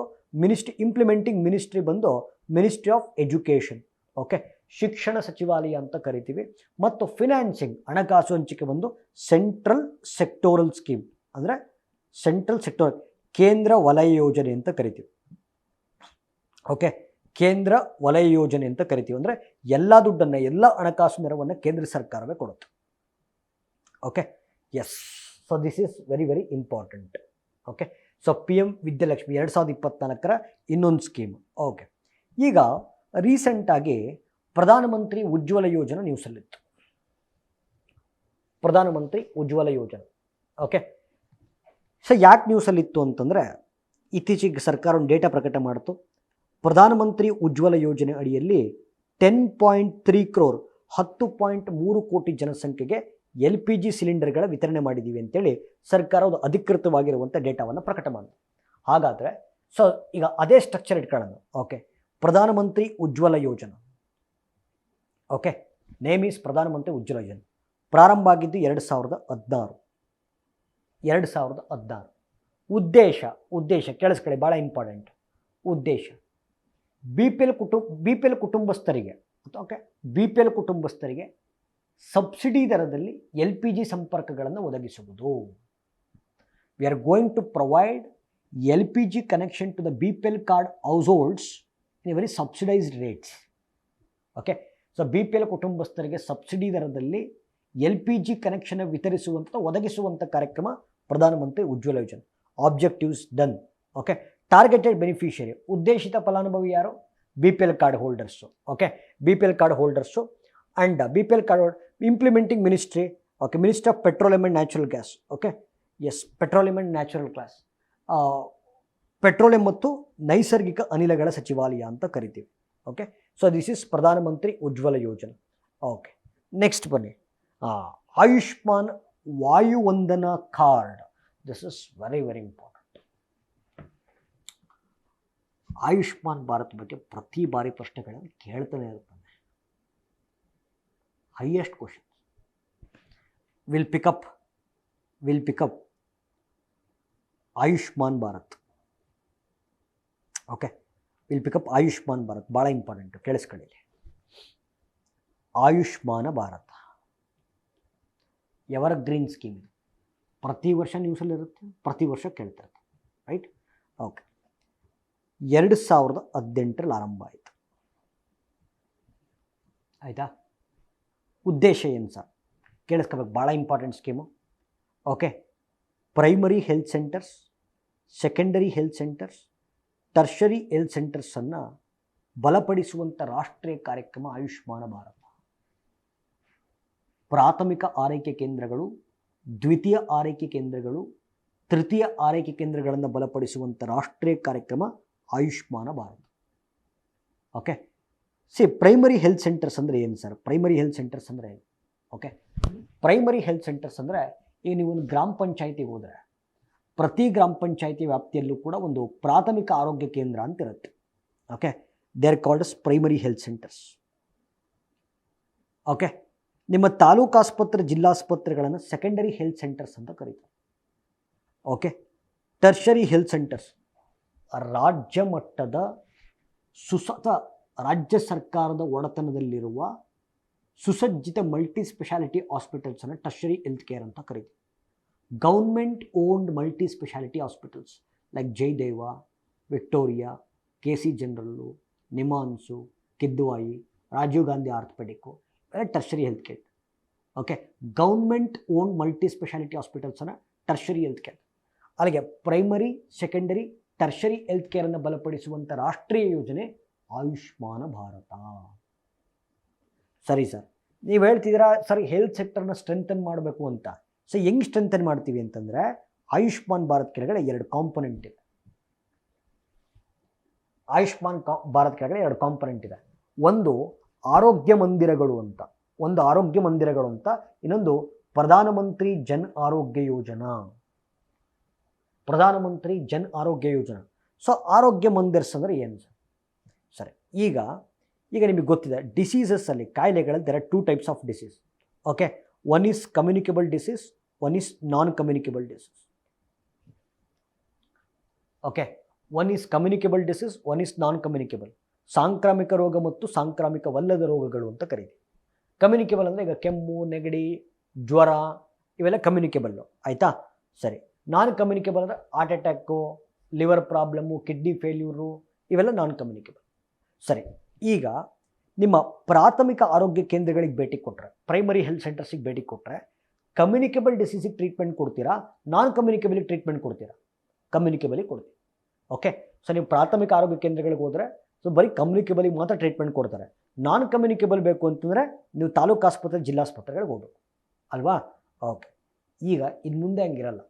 ಇನ್ನು ಮುಂದೆ ಏನು ಮಾಡ್ತಾರೆ, ಪ್ರಾಥಮಿಕ ಆರೋಗ್ಯ ಕೇಂದ್ರಗಳಲ್ಲೇ, ಓಕೆ, ಪ್ರಾಥಮಿಕ ಆರೋಗ್ಯ ಕೇಂದ್ರಗಳಿಗೆ ನಾನ್ ಕಮ್ಯುನಿಕೇಬಲ್ಗೂ ಟ್ರೀಟ್ಮೆಂಟ್ ಕೊಡ್ತಾರೆ. ಪ್ರೈಮರಿ ಹೆಲ್ತ್ ಸೆಂಟರ್ಸಲ್ಲಿ ನಾನ್ ಕಮ್ಯುನಿಕೇಬಲ್ಗೂ ಟ್ರೀಟ್ಮೆಂಟ್ ಕೊಡ್ತಾರೆ. ಈ ಫಾರ್ ಎಕ್ಸಾಂಪಲ್ ಯಾವುದೋ ಹೆಣ್ಣು ಹೆರಿಗೆ ನೋವು ಕಾಣಿಸ್ಕೊಳ್ತು ಅಂತ ಇಟ್ಕೊಳ್ಳಿ, ಏನು ಮಾಡ್ತಾ ಇದ್ರು ಎಲ್ಲ ತಾಲೂಕು ಆಸ್ಪತ್ರೆ, ಜಿಲ್ಲಾಸ್ಪತ್ರೆ ಹೋಗ್ತಾನೆ. ಈಗ ಹಂಗಿಲ್ಲ, ಪ್ರಾಥಮಿಕ ಆರೋಗ್ಯ ಕೇಂದ್ರಗಳಲ್ಲೇ ಟ್ರೀಟ್ಮೆಂಟ್ ಸಿಗುತ್ತೆ. ಓಕೆ. ಅಂದರೆ ನೋಡಿ, ಪ್ರೈಮರಿ ಹೆಲ್ತ್ ಸೆಂಟರ್ಸಲ್ಲಿ ಕೇಳಿಸ್ಕೋಬೇಕು, ಭಾಳ ಇಂಪಾರ್ಟೆಂಟು. ಓಕೆ. ಪ್ರಾಥಮಿಕ ಆರೋಗ್ಯ ಕೇಂದ್ರಗಳಲ್ಲಿ, ಪ್ರೈಮರಿ ಹೆಲ್ತ್ ಸೆಂಟರ್ಸಲ್ಲಿ ವೈದ್ಯಕೀಯ ಸೇವೆಗಳು ಏನು ಸಿಗ್ತಾ ಇತ್ತು ಅದರಲ್ಲಿ ಎಕ್ಸ್ಟೆನ್ಷನ್ ತಂದು ಅವುಗಳನ್ನು ಇನ್ನು ಮುಂದೆ ಆರೋಗ್ಯ ಮಂದಿರಗಳಾಗಿ ಪರಿವರ್ತನೆ ಮಾಡ್ತಾ ಇದ್ದೀವಿ. This is the first component of Ayushman Bharat. ಅರ್ಥ ಆಗ್ತಿದೆಯಾ? ಸೊ ಭಾಳ important. Okay. This is the first component of Ayushman Bharat. Please listen very carefully. Okay, please listen very carefully. ಅಂದರೆ what I am going to tell ಅಂದರೆ, ಪ್ರಾಥಮಿಕ ಆರೋಗ್ಯ ಕೇಂದ್ರಗಳಲ್ಲಿ, ಪ್ರೈಮರಿ ಹೆಲ್ತ್ ಸೆಂಟರ್ಸಲ್ಲಿ ಏನು treatment ಸಿಗ್ತಾ ಇತ್ತು ಆ ಟ್ರೀಟ್ಮೆಂಟಲ್ಲಿ ಎಕ್ಸ್ಟೆನ್ಷನ್ ತಂದು ಎಕ್ಸಿಸ್ಟಿಂಗ್ ಪ್ರೈಮರಿ ಹೆಲ್ತ್ ಸೆಂಟರ್ಸನ್ನು we are going to transform into Arogya Mandirs. This is called as first component of Ayushman Bharat. ಈ ನೆಕ್ಸ್ಟ್ ಬನ್ನಿ, ಪ್ರಧಾನಮಂತ್ರಿ ಜನ ಆರೋಗ್ಯ ಯೋಜನಾ. ಇದು ಭಾಳ ಚೆನ್ನಾಗಿದೆ ಸ್ಕೀಮು. ಜಗತ್ತಿನ ಅತಿ ದೊಡ್ಡ ಆರೋಗ್ಯ ವಿಮಾ ಯೋಜನೆ ಇದು. ಜಗತ್ತಿನ ಅತಿ ದೊಡ್ಡ ಆರೋಗ್ಯ ವಿಮಾ ಯೋಜನೆ, world's largest health insurance scheme. ಭಾರತದಲ್ಲಿ 80 ಕೋಟಿ BPL ಕಾರ್ಡ್ ಹೋಲ್ಡರ್ಸ್ ಇದ್ದಾರೆ. 80 crore.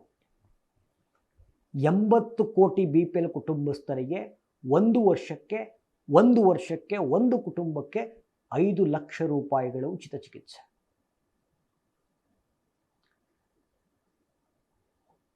80 crore BPL ಕಾರ್ಡ್ ಹೋಲ್ಡರ್ಸ್ಗಳಿಗೆ ಒಂದು ವರ್ಷಕ್ಕೆ ಒಂದು ಕುಟುಂಬಕ್ಕೆ 5 ಲಕ್ಷ ರೂಪಾಯಿಗಳ ಉಚಿತ ಚಿಕಿತ್ಸೆ. ದಿಸ್ ಇಸ್ ಪ್ರಧಾನಮಂತ್ರಿ ಜನ ಆರೋಗ್ಯ ಯೋಜನೆ. ಆಯಿತು. Okay. Objectives very clear. Objective, targeted beneficiary ಯಾರಪ್ಪ ಇಲ್ಲಿ? ಯಾರಪ್ಪ? BPL card holders. Okay. Implementing ministry ಯಾರು? ಮಿನಿಸ್ಟ್ರಿ ಬಂದು ministry of health and family welfare. Okay.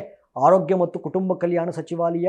ಮತ್ತು ಫಿನಾನ್ಸಿಂಗ್ ಬಂದು it is central sponsored scheme. ಕೇಂದ್ರ ಪ್ರಾಯೋಜಿತ ಯೋಜನೆ. ಏನಂಗಂದರೆ 60% ದುಡ್ಡನ್ನು ಕೇಂದ್ರ ಸರ್ಕಾರ ಕೊಡುತ್ತೆ, 40% ದುಡ್ಡನ್ನು ರಾಜ್ಯ ಸರ್ಕಾರ ಹಾಕಬೇಕಾಗತ್ತೆ. ಅಂದರೆ 40% ದುಡ್ಡನ್ನು ಕರ್ನಾಟಕ ರಾಜ್ಯವೂ ಆಗ್ತಾ ಇದೆ. ಹಾಗಾಗಿ ಕರ್ನಾಟಕದಲ್ಲಿ ಇಟ್ ಈಸ್ ಕಾಲ್ಡ್ ಅಸ್ ಮುಖ್ಯಮಂತ್ರಿಗಳ ಆರೋಗ್ಯ ಕರ್ನಾಟಕ ಯೋಜನಾ. ಮುಖ್ಯಮಂತ್ರಿಗಳ ಆರೋಗ್ಯ ಕರ್ನಾಟಕ ಯೋಜನೆ. So this is all about Ayushman Bharat. ಈಗ ಆಯುಷ್ಮಾನ್ ಭಾರತ್ನ ಭಾಗವಾಗಿ ಭಾರತ ಸರ್ಕಾರ ತಂದಿರುವಂಥ ಯೋಜನೆ ಆಯುಷ್ಮಾನ್ ವಾಯುವಂದನಾ ಕಾರ್ಡ್ ಅಂತ. ಏನು ಸರ್ ಇಲ್ಲಿ? ಓಕೆ ನೋಡಿ, 70 ವರ್ಷಕ್ಕಿಂತ ಮೇಲ್ಪಟ್ಟಂಥ ಹಿರಿಯ ನಾಗರಿಕರು, 70 ವರ್ಷ ಮೇಲ್ಪಟ್ಟಂಥ ಹಿರಿಯ ನಾಗರಿಕರು, ಸೀನಿಯರ್ ಸಿಟಿಸನ್ಸ್, ಓಕೆ, ಅವರಿಗೆ ಆಯುಷ್ಮಾನ್ ವಾಯುವಂದನಾ ಕಾರ್ಡನ್ನು ವಿತರಿಸಲಾಗುತ್ತೆ. 70 ಇಯರ್ಸ್ ಮೇಲ್ಪಟ್ಟವರು. ಓಕೆ, ಅವರು ಆಯುಷ್ಮಾನ ಭಾರತ ಪ್ರಧಾನಮಂತ್ರಿ ಜನಾರೋಗ್ಯ ಯೋಜನಾ. ಓಕೆ, ಇಷ್ಟೊತ್ತು ನಾನೇನು ಡಿಸ್ಕಸ್ ಮಾಡೋದಲ್ಲ, ಅದರ ಅಡಿಯಲ್ಲಿ ಸಿಗುವಂಥ ಎಲ್ಲ ಟ್ರೀಟ್ಮೆಂಟನ್ನು ಅವರು ಈ ಕಾರ್ಡ್ ಮುಖಾಂತರ ಪಡ್ಕೊಳ್ಬೋದು. ಈ ಕಾರ್ಡನ್ನು ಆಯುಷ್ಮಾನ್ ವಾಯುವಂದನಾ ಕಾರ್ಡ್ ಅಂತ ಕರಿತೀವಿ. Right? Yes. So this is very very important scheme. Next, okay, 2024ರ ಮತ್ತೊಂದು ಹೊಸ ಯೋಜನೆ ಪ್ರೈಮ್ ಮಿನಿಸ್ಟರ್ ಇಂಟರ್ನ್ಶಿಪ್ ಸ್ಕೀಮ್ ಅಂತ. ಭಾಳ ಇಂಪಾರ್ಟೆಂಟ್ ಇದು. ಬಾರಿ ಇತ್ತೀಚೆಗೆ ಭಾಳ ನ್ಯೂಸಲ್ಲಿತ್ತು. ಓಕೆ, ಸೊ ಕೇಳಿಸ್ಕೊಳ್ಳಿ ಈಗ. ಓಕೆ, ಇಂಟರ್ನ್ಶಿಪ್ ಸ್ಕೀಮ್ 2024ರ ಹೊಸ ಯೋಜನೆಗಳನ್ನು ಡಿಸ್ಕಸ್ ಮಾಡ್ತಾ ಇದ್ದೀವಿ. Okay, listen to me very careful. Okay, prime minister. Okay, ಅದಕ್ಕಿಂತ ಮುಂಚೆ ನಾನು 3 ಪದ ಬಳಸ್ತೀನಿ ನೋಡಿ. ಸ್ಕಾಲರ್ಶಿಪ್ಪು, ಫೆಲೋಶಿಪ್ಪು ಮತ್ತು ಇಂಟರ್ನ್ಶಿಪ್ಪು, ಈ 3ಕ್ಕೂ ವ್ಯತ್ಯಾಸ ಗೊತ್ತಿರಬೇಕು. ಸ್ಕಾಲರ್ಶಿಪ್ ಕೊಡೋದು ಯಾರಿಗೆ ಸರ್? ಸ್ಕಾಲರ್ಶಿಪ್ ಅಂದರೆ ವಿದ್ಯಾರ್ಥಿ ವೇತನ ಅಂತ. ವಿದ್ಯಾರ್ಥಿಗಳಿಗೆ ಕೊಡೋದು ಸ್ಕಾಲರ್ಶಿಪ್ಪು. ಸಂಶೋಧಕರಿಗೆ ಕೊಡೋದು, ರಿಸರ್ಚರ್ಸಿಗೆ ಕೊಡೋದು ಫೆಲೋಶಿಪ್ಪು. ಓಕೆ, ಯಾರು ಕೆಲಸಕ್ಕೋಸ್ಕರ ಟ್ರೈನಿಂಗ್ ತಗೊಳ್ತಿರ್ತಾರಲ್ಲ ಆ ಟ್ರೈನಿಗಳಿಗೆ ಕೊಡ್ತಕ್ಕಂಥದ್ದು ಇಂಟರ್ನ್ಶಿಪ್. ಇಲ್ಲಿ ನಾವು ಮಾತಾಡ್ತಿರೋದು ಪ್ರಧಾನಮಂತ್ರಿ ಇಂಟರ್ನ್ಶಿಪ್ ಸ್ಕೀಮ್ ಬಗ್ಗೆ. ಹೊಸ ಸ್ಕೀಮ್ ಇದೆ, ಲಾಂಚ್ ಆಗಿದ್ದು 2024. ಓಕೆ, ಯಾರು ಕೇಳಿಸ್ಕೊಳ್ಳಿ ನೋಡಿ, 21ರಿಂದ 24 ವರ್ಷ ಒಳಗಡೆ ಇರಬೇಕು. ಓಕೆ, 21ರಿಂದ 24 ವರ್ಷ ಒಳಗಡೆ ಇರಬೇಕು. And you should be Indian citizen, ಭಾರತದ ನಾಗರಿಕರಾಗಿರಬೇಕು. 21 ವರ್ಷ ಅಂತಂದರೆ ನಿಮ್ಮ ಗ್ರ್ಯಾಜುಯೇಷನ್ ಕಂಪ್ಲೀಟ್ ಆಗಿರುತ್ತೆ. ಗ್ರ್ಯಾಜುಯೇಷನ್ ಕಂಪ್ಲೀಟ್ ಆಗಿರಬೇಕು, ಆಯಿತಾ? ಗ್ರ್ಯಾಜುಯೇಷನ್ ಕೆಲಸ ಹುಡುಕ್ತಾ ಇರ್ತೀರಾ ಅಂಥದ್ರಲ್ಲಿ ನೋಡಿ, ನಿಮ್ಮ ಶಿಕ್ಷಣವನ್ನು ಮುಗಿಸ್ಕೊಂಡು, ಓಕೆ, ಶಿಕ್ಷಣವನ್ನು ಮುಗಿಸ್ಕೊಂಡು ಯಾವುದೋ ಒಂದು ಐ ಟಿ ಕಂಪ್ನಿಗೆ ಹೋಗಿ ಕೆಲ್ಸಕ್ಕೆ ಸೇರ್ಕೊಂಡಿರ್ತೀರ, ಟ್ರೈನಿಂಗ್ ತಗೊಳ್ತಾ ಇರ್ತೀರ. ಎಜುಕೇಷನ್ ಮುಗಿಸಿ ಅದು ಒಂದು MNC company, I T company ಅಂತ ಏನಿಲ್ಲ, ಎನಿ MNC ಕಂಪ್ನಿಗೆ ಹೋಗಿ ಕೆಲಸ ತಗೊಂಡಿರ್ತೀರ. ಬಟ್ ಟ್ರೈನಿಂಗ್ ತಗೊಳ್ತಾರೆ. ಆ ಟ್ರೈನಿಂಗ್ ಪೀರಿಯಡಲ್ಲಿ ಸಂಬಳ ಕೊಡಲ್ಲ, ಆಯಿತಾ? ಯಾರು MNC ಕಂಪನಿಗಳಲ್ಲಿ ಟ್ರೈನಿಂಗ್ ತಗೊಳ್ತಾ ಇದ್ದಾರೋ ಅಂತಹ ಟ್ರೈನೀಸ್ಗಳಿಗೆ ಮಾಸಿಕವಾಗಿ ಅಂದರೆ ಒಂದು ತಿಂಗಳಿಗೆ 5,000 ರೂಪಾಯಿಗಳ 5,000 rupees ಫಿನಾನ್ಷಿಯಲ್ ಅಸಿಸ್ಟೆನ್ಸನ್ನು ಕೊಡುವಂಥ ಸ್ಕೀಮು ಪ್ರಧಾನಮಂತ್ರಿ ಇಂಟರ್ನ್ಶಿಪ್ ಸ್ಕೀಮ್. ಓಕೆ, ಒಂದು ನೋಡಿ, ಇಲ್ಲಿ ಎರಡು ಕಂಡೀಷನ್ ಇದೆ. ಒಂದು, ನೀವು ಆಲ್ರೆಡಿ ಸಂಬಳ ತಗೊಂತಿರಬಾರ್ದು, ಎಂಪ್ಲಾಯ್ಮೆಂಟ್ ತಗೋತಿರಬಾರ್ದು, ಟ್ರೈನಿಂಗ್ ತಗೊಳ್ತಾ ಇರಬೇಕು. ಎಂಪ್ಲಾಯ್ಮೆಂಟ್ ಆಲ್ರೆಡಿ ಕ್ರಿಯೇಟ್ ಆಗಿರಬಾರ್ದು. ನೀವು ಆಗ್ತಾನೆ ಜಾಯ್ನ್ ಆಗಿರ್ತೀರಿ, ಟ್ರೈನಿಂಗ್ ತಗೊಳ್ತಾ ಇರ್ತೀರಿ, ಟ್ರೈನಿಂಗ್ ಪೀರಿಯಡ್ ಸಂಬಳ ಕೊಡ್ತಾರೆ. ಅಥವಾ ಹೈಯರ್ ಎಜುಕೇಷನ್ ಜಾಯ್ನ್ ಆಗಿರೋಂಗಿಲ್ಲ. This the condition. ಓಕೆ, ಅಂದರೆ ನೀವು ಟ್ರೈನಿಂಗ್ ಪೀರಿಯಡಲ್ಲಿ ಇರ್ತೀರ, ಇಂಟರ್ನ್ಶಿಪ್ಪಲ್ಲಿ ಇರ್ತೀರ, ಅವ್ರಿಗೆ ಮಾಸಿಕವಾಗಿ ಅಂದರೆ ಒಂದು ತಿಂಗಳಿಗೆ 1 ವರ್ಷದವರೆಗೆ 1 ತಿಂಗಳಿಗೆ 5,000 ರೂಪಾಯಿಗಳನ್ನು ಕೊಡುವಂಥ ಸ್ಕೀಮು ಪ್ರಧಾನಮಂತ್ರಿ ಇಂಟರ್ನ್ಶಿಪ್ ಸ್ಕೀಮ್. ಪ್ರಧಾನಮಂತ್ರಿ internship scheme. Okay, so objective ಗೊತ್ತಾಯಿತು. ಓಕೆ, ನೇಮ್ ಗೊತ್ತಾಯಿತು. ಪ್ರಾರಂಭ ಆಗಿದ್ದು 2024. ಉದ್ದೇಶ ಇಷ್ಟೊತ್ತು ಎಕ್ಸ್ಪ್ಲೈನ್ ಮಾಡಿದ್ದೀನಿ. ಓಕೆ, ಟಾರ್ಗೆಟೆಡ್ ಬೆನಿಫಿಷರಿ ಯಾರು ಅಂತಂದರೆ ಆಲ್ರೆಡಿ ನಿಮಗೆ ಕರೆಕ್ಟಾಗಿ ಹೇಳಿದ್ದೀನಿ ನೋಡಿ. 21ರಿಂದ 24 ವರ್ಷ, ಮಿನಿಮಮ್ 21 ಇಯರ್ ಇರಬೇಕು, ಮ್ಯಾಕ್ಸಿಮಮ್ 24. ನಿಮ್ಮ ಗ್ರ್ಯಾಜುಯೇಷನ್ ಕಂಪ್ಲೀಟ್ ಆಗಿರಬೇಕು, ಯಾವುದು ಎಂಪ್ಲಾಯ್ಮೆಂಟಲ್ಲಿ ನೀವು ಇರಬಾರ್ದು. ಮತ್ತು 3ನೇದು ಆಲ್ರೆಡಿ ಅಥವಾ ಹೈಯರ್ ಎಜುಕೇಷನ್ ಜಾಯ್ನ್ ಆಗಿರಬಾರ್ದು. ಓಕೆ, ಹೈಯರ್ ಎಜುಕೇಷನ್ ಜಾಯ್ನ್ ಆಗಿರಬಾರ್ದು. ಸೊ ನಿಮಗೆ 1 ವರ್ಷಗಳ ಕಾಲ ಮಾಸಿಕವಾಗಿ 5,000 ರೂಪಾಯಿ ಕೊಡ್ತೀವಿ. Okay, so targeted beneficiary is also defined. Implementing ministry, so ministry of corporate affairs.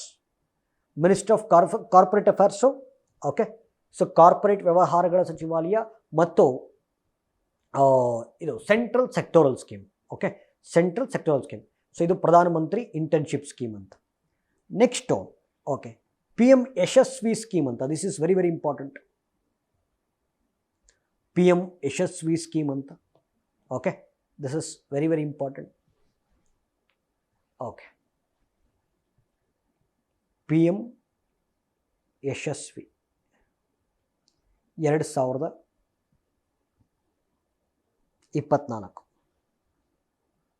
Okay, ಆಮೇಲೆ PM ಯಶಸ್ವಿನಲ್ಲಿ ವಾಟ್ ಈಸ್ ಯಶಸ್ವಿ ಅಂತ ಕೇಳ್ಬಿಡ್ತಾನೆ. ವಾಟ್ ಈಸ್ ಯಶಸ್ವಿ ಅಂತ ಕೇಳ್ತಾನೆ.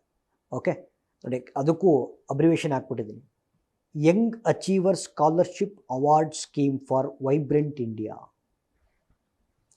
Young achiever scholarship award scheme for vibrant India. Okay, ಸರಿ.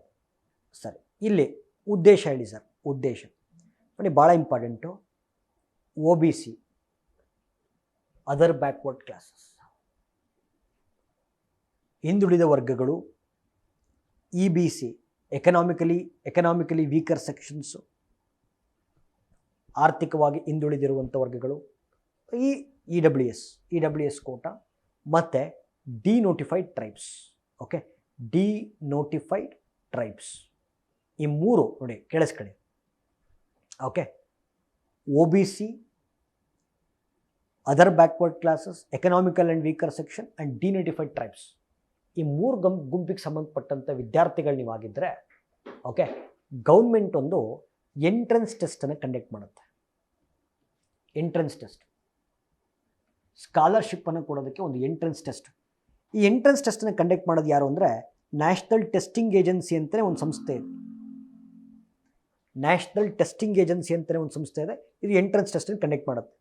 ಈ ಎಂಟ್ರೆನ್ಸ್ ಟೆಸ್ಟನ್ನು ಕ್ಲಿಯರ್ ಮಾಡುವಂಥ ಪ್ರತಿಭಾನ್ವಿತ ವಿದ್ಯಾರ್ಥಿಗಳಿಗೆ ವಿದ್ಯಾರ್ಥಿ ವೇತನವನ್ನು ನೀಡುವಂಥ scheme P M Yashasvi scheme. P M Yashasvi scheme ನಾನು ಹೇಳೋದು ಅರ್ಥ ಆಗ್ತಿದೆಯಲ್ಲ? O B C, other backward classes, economical and weaker sections, denotified ಟ್ರೈಬ್ಸಿಗೆ ಸಂಬಂಧಪಟ್ಟಿದ್ರೆ ನೀವು, ಓಕೆ, ಡಿನೋಟಿಫೈಡ್ ಟ್ರೈಬ್ಸಿಗೆ ಸಂಬಂಧಪಟ್ಟಿದ್ರೆ ಗೌರ್ಮೆಂಟು ಒಂದು ಎಂಟ್ರೆನ್ಸ್ ಟೆಸ್ಟನ್ನು ಕಂಡಕ್ಟ್ ಮಾಡುತ್ತೆ. ಆ ಎಂಟ್ರೆನ್ಸ್ ಟೆಸ್ಟನ್ನು ಕ್ಲಿಯರ್ ಮಾಡುವಂಥ ಪ್ರತಿಭಾನ್ವಿತ ವಿದ್ಯಾರ್ಥಿಗಳಿಗೆ ವಿದ್ಯಾರ್ಥಿ ವೇತನವನ್ನು ಕೊಡುವಂಥ ಸ್ಕೀಮು ಪಿ ಎಂ ಯಶಸ್ವಿ.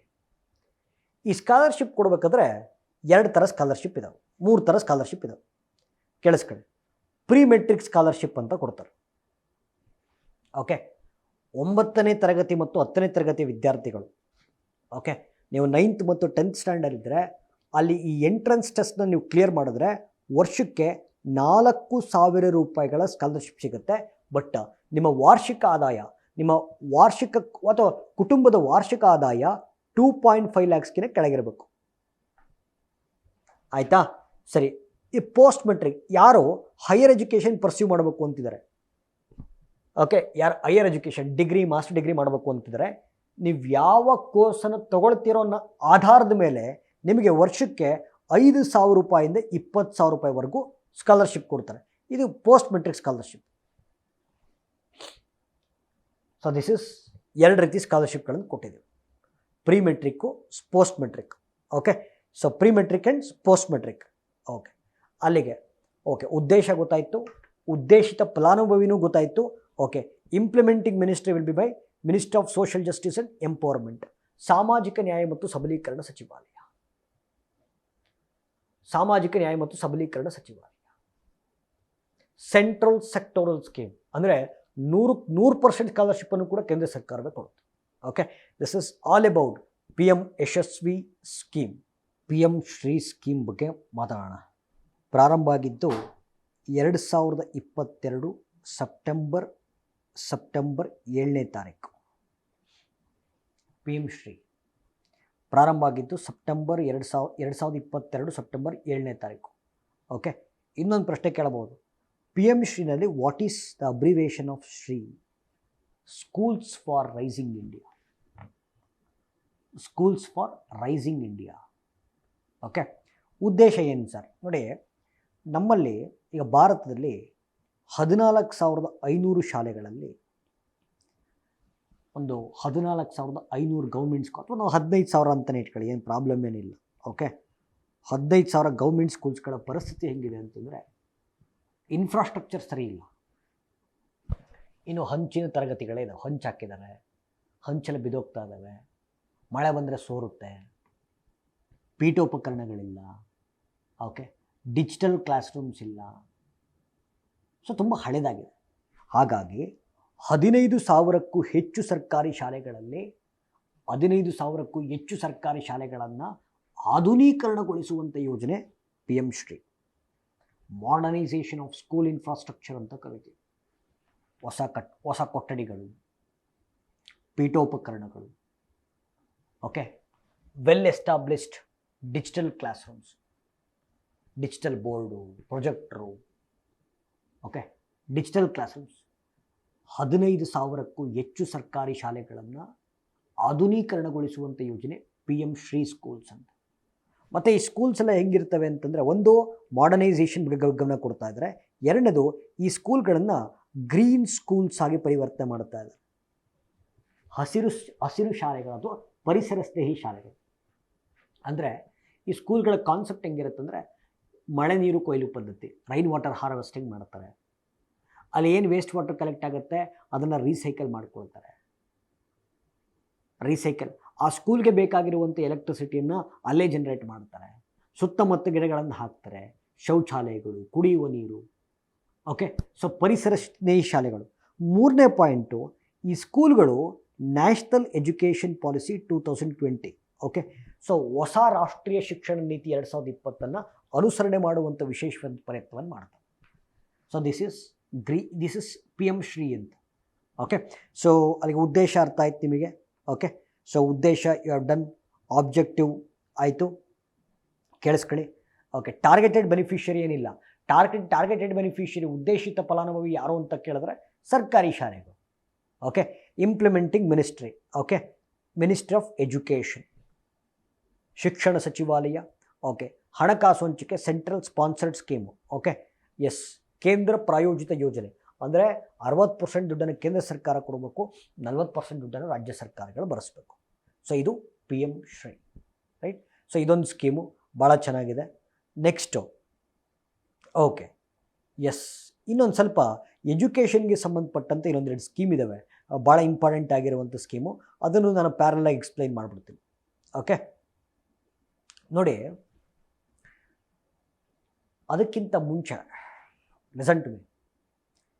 ಈಗ ನ್ಯಾಷನಲ್ ಎಜುಕೇಷನ್ ಪಾಲಿಸಿ 2020 ಬಗ್ಗೆ ಎಕ್ಸ್ಪ್ಲೈನ್ ಮಾಡಿಬಿಡ್ತೇನೆ.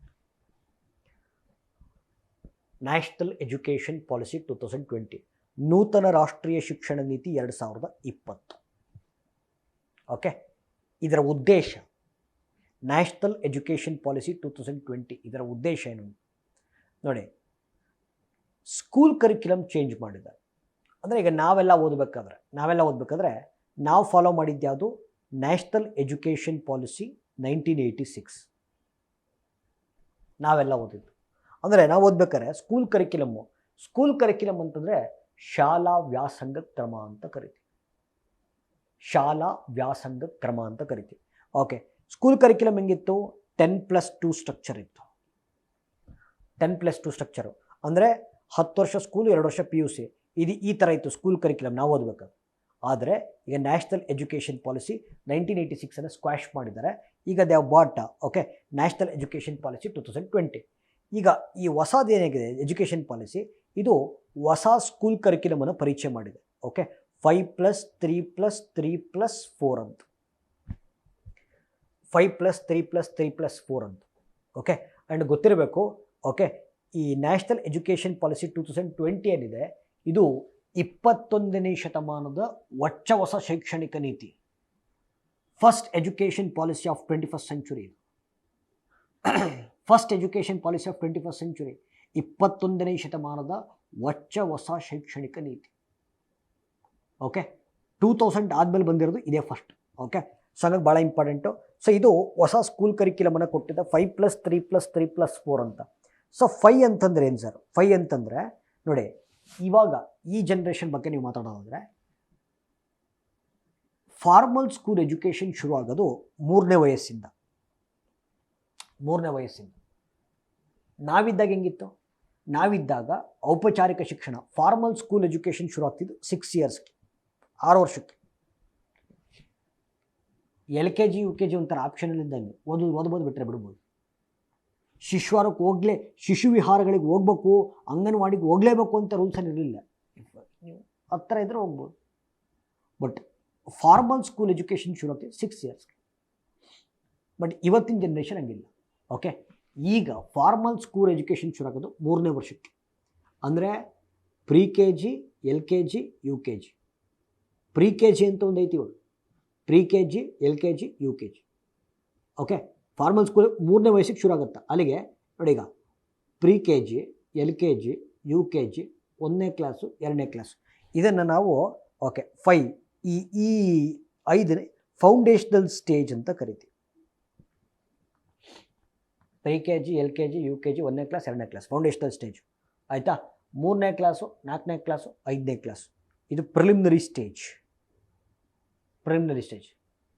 ಈಗ ಅವೆಲ್ಲ ಹೋಯ್ತು. ಈಗ ನರ್ಸರಿ, ಪ್ರೈಮರಿ, ಹೈಯರ್ ಪ್ರೈಮರಿ ಅವೆಲ್ಲ ಹೋಯ್ತು. ಇವಾಗ ಹೈಸ್ಕೂಲು, PUC ಆ ಥರ ಎಲ್ಲ ಇವಾಗ ಬೇರೆ ಚೇಂಜ್ ಆಗಿದ್ದಾವೆ ಈಗ. Okay, so first 5 years of education is called as foundational stage. 3ನೇ ಕ್ಲಾಸು 4ನೇ ಕ್ಲಾಸು 5ನೇ ಕ್ಲಾಸು ಇದನ್ನು ಪ್ರಿಲಿಮಿನರಿ ಸ್ಟೇಜ್ ಅಂತ ಕರಿತೀವಿ. 6ನೇ ಕ್ಲಾಸು 7ನೇ ಕ್ಲಾಸು 8ನೇ class this is intermediate stage ಅಂತ ಕರಿತೀವಿ. ಓಕೆ, 9ನೇ ಕ್ಲಾಸು 10ನೇ ಕ್ಲಾಸು 11ನೇ ಕ್ಲಾಸು 12ನೇ ಕ್ಲಾಸು. ಈಗ ಪಿ ಯು ಸಿ ಇಲ್ಲ. Okay, first P U C second P U C concept ಆಯ್ತು ಈಗ. Okay, first P U C second P U C concept ಆಯ್ತು ಈಗ. Okay, 9th 10th 11th 12th this is secondary stage. So National Education Policy 2020 has introduced new school curriculum and other formula ಕೇಳ್ತಾನೆ 5+3+3+4 and National Education Policy has introduced ಒಂದು formula ಪರಿಚಯ ಮಾಡಿದೆ. Okay, ಇದನ್ನು try language formula ಅಂತ ಕರಿತೀವಿ. Okay, try language formula, ತ್ರಿಭಾಷಾ ಸೂತ್ರ ಅಂತ ಕರಿತೀವಿ. ಟ್ರೈ ಲ್ಯಾಂಗ್ವೇಜ್ ಅಂದರೆ ಭಾರತದಲ್ಲಿ ಶಿಕ್ಷಣವನ್ನು ಪಡೆಯುವಂಥ ಯಾವುದೇ ಮಗು ಕನಿಷ್ಠ 3 ಭಾಷೆಯನ್ನು ಕಲಿಲೇಬೇಕು. ಓಕೆ, ಒಂದು ನೋಡಿ, ಮದರ್ ಟಂಗ್ 5ನೇ ತರಗತಿಯವರೆಗೆ mother tongue education is compulsory. Up to 5th standard ಮಾತೃಭಾಷೆ ಶಿಕ್ಷಣ ಕಡ್ಡಾಯ. ಆಮೇಲೆ ಇಂಗ್ಲೀಷ್ ಕಲಿಲೇಬೇಕು, ನೋ ಡೌಟ್ ಇಂಗ್ಲೀಷ್ ಕಲಿಲೇಬೇಕು. ಓಕೆ, 3ನೇದು ಭಾಳಷ್ಟು ಜನ ಹಿಂದಿ ಕಲಿಬೇಕು ಅಂತ ಅಂದ್ಕೊಂಡಿರ್ತಾರೆ. ನೋ, ಆ ಥರ ಹೇಳಿಲ್ಲ. ಓಕೆ, ಆ ಥರ ಹೇಳಿಲ್ಲ. ಓಕೆ, ಇಂಡಿಯನ್ ಕಾನ್ಸ್ಟಿಟ್ಯೂಷನಲ್ಲಿ 8th ಸ್ಕೆಡ್ಯೂಲಲ್ಲಿ 22 ಅಫಿಷಿಯಲ್ ಲ್ಯಾಂಗ್ವೇಜಸ್ ಇದ್ದಾವೆ. 22 ಲ್ಯಾಂಗ್ವೇಜಸ್ಸಲ್ಲಿ ನೀವು ಯಾವುದನ್ನು ಬೇಕಾದ್ರೂ ಕಲಿಬೋದು. ಹಂಗಂತ ಸರ್ ನಾನು ಫ್ರೆಂಚ್ ಕಲಿತೀನಿ, ಸ್ಪ್ಯಾನಿಷ್ ಕಲಿತೀನಿ, ಈ ನಾಟಕ ಆಡೋಂಗಿಲ್ಲ. ಓಕೆ, ಅಲ್ಲಿ 22 ಲ್ಯಾಂಗ್ವೇಜಸ್ಸಲ್ಲಿ 22 ಅಫಿಷಿಯಲ್ ಲ್ಯಾಂಗ್ವೇಜಸ್ ಆಫ್ ಇಂಡಿಯಾ ಇದೆ. ಅದರಲ್ಲಿ ಯಾವ್ದಾದ್ರು ಒಂದು ಕಲಿಬೋದು.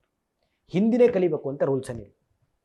Okay, so national education policy 2020 as introduced tri language formula ಅಂತ ಹೇಳ್ತೀವಿ. ಓಕೆ, ಆ್ಯಂಡ್ ಇನ್ನೊಂದು ಪ್ರಶ್ನೆ ಕೇಳ್ಬೋದು, national education policy 2020 okay yes was recommended by which committee ಅಂತ ಒಂದು ಪ್ರಶ್ನೆ ಕೇಳ್ತಾನೆ.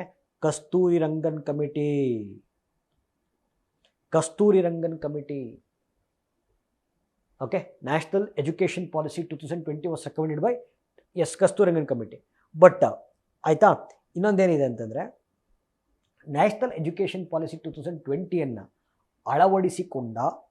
ಅಳವಡಿಸಿಕೊಂಡ ಭಾರತದ ಮೊಟ್ಟ ಮೊದಲ ರಾಜ್ಯ ಕರ್ನಾಟಕ ಆಗಿತ್ತು. ಓಕೆ, ಸೊ ಕರ್ನಾಟಕ ಆಗಿತ್ತು. ಬಟ್ ಇವತ್ತಿನ ಕರ್ನಾಟಕ ರಾಜ್ಯ ಸರ್ಕಾರ ನ್ಯಾಷನಲ್ ಎಜುಕೇಷನ್ ಪಾಲಿಸಿ 2020 ರಿಜೆಕ್ಟ್ ಮಾಡೋದು. ಓಕೆ, ಬೇಡ ನಮಗಿದು ಅಂತ ರಿಜೆಕ್ಟ್ ಮಾಡಿ, ಓಕೆ, ಈಗ ಈ present government of Karnataka is bringing up its own state education policy. Okay, its own state education policy under the chairmanship of Sukhdev Thorat. Okay, so ಇವತ್ತಿನ ರಾಜ್ಯ ಸರ್ಕಾರ ನ್ಯಾಷನಲ್ ಎಜುಕೇಷನ್ ಪಾಲಿಸಿ 2020 ರದ್ದುಪಡಿಸಿ, ಓಕೆ, ತನ್ನದೇ ರಾಜ್ಯದ ನೂತನ ರಾಜ್ಯ ಶಿಕ್ಷಣ ನೀತಿಯನ್ನು ಪರಿಚಯಿಸಲಿದೆ. ಅದನ್ನು ಡಿಸೈನ್ ಮಾಡೋಕ್ಕೋಸ್ಕರ ಒಂದು ಕಮಿಟಿ ಮಾಡಿದ್ದೀವಿ. ಅದರ ಚೇರ್ಮನ್ ಯಾರು ಅಂತಂದರೆ Sukhdev Thorat. Okay, and okay, national education policy 2020 ಆಧರಿಸಿ ಭಾರತ ಸರ್ಕಾರ ತಂದಿರುವಂಥ ಹೊಸ ಯೋಜನೆ ಓಕೆ ಸಮಗ್ರ ಶಿಕ್ಷಣ ಅಭಿಯಾನ. ಓಕೆ, ಸಮಗ್ರ ಶಿಕ್ಷಣ ಅಭಿಯಾನ ಭಾಳ ಇಂಪಾರ್ಟೆಂಟು. ಓಕೆ, ಈಗ ಮುಂಚೆ ಸರ್ವ ಶಿಕ್ಷಣ ಅಭಿಯಾನ ಅಂತಿತ್ತು, ನೀವು ಕೇಳಿರ್ತೀರ. ಓಕೆ, ಸರ್ವ ಶಿಕ್ಷಣ ಅಭಿಯಾನ ಅಂತಿತ್ತು. ಸರ್ವ ಶಿಕ್ಷಣ ಅಭಿಯಾನ ಏನು ಹೇಳ್ತಿತ್ತು ಸರ್?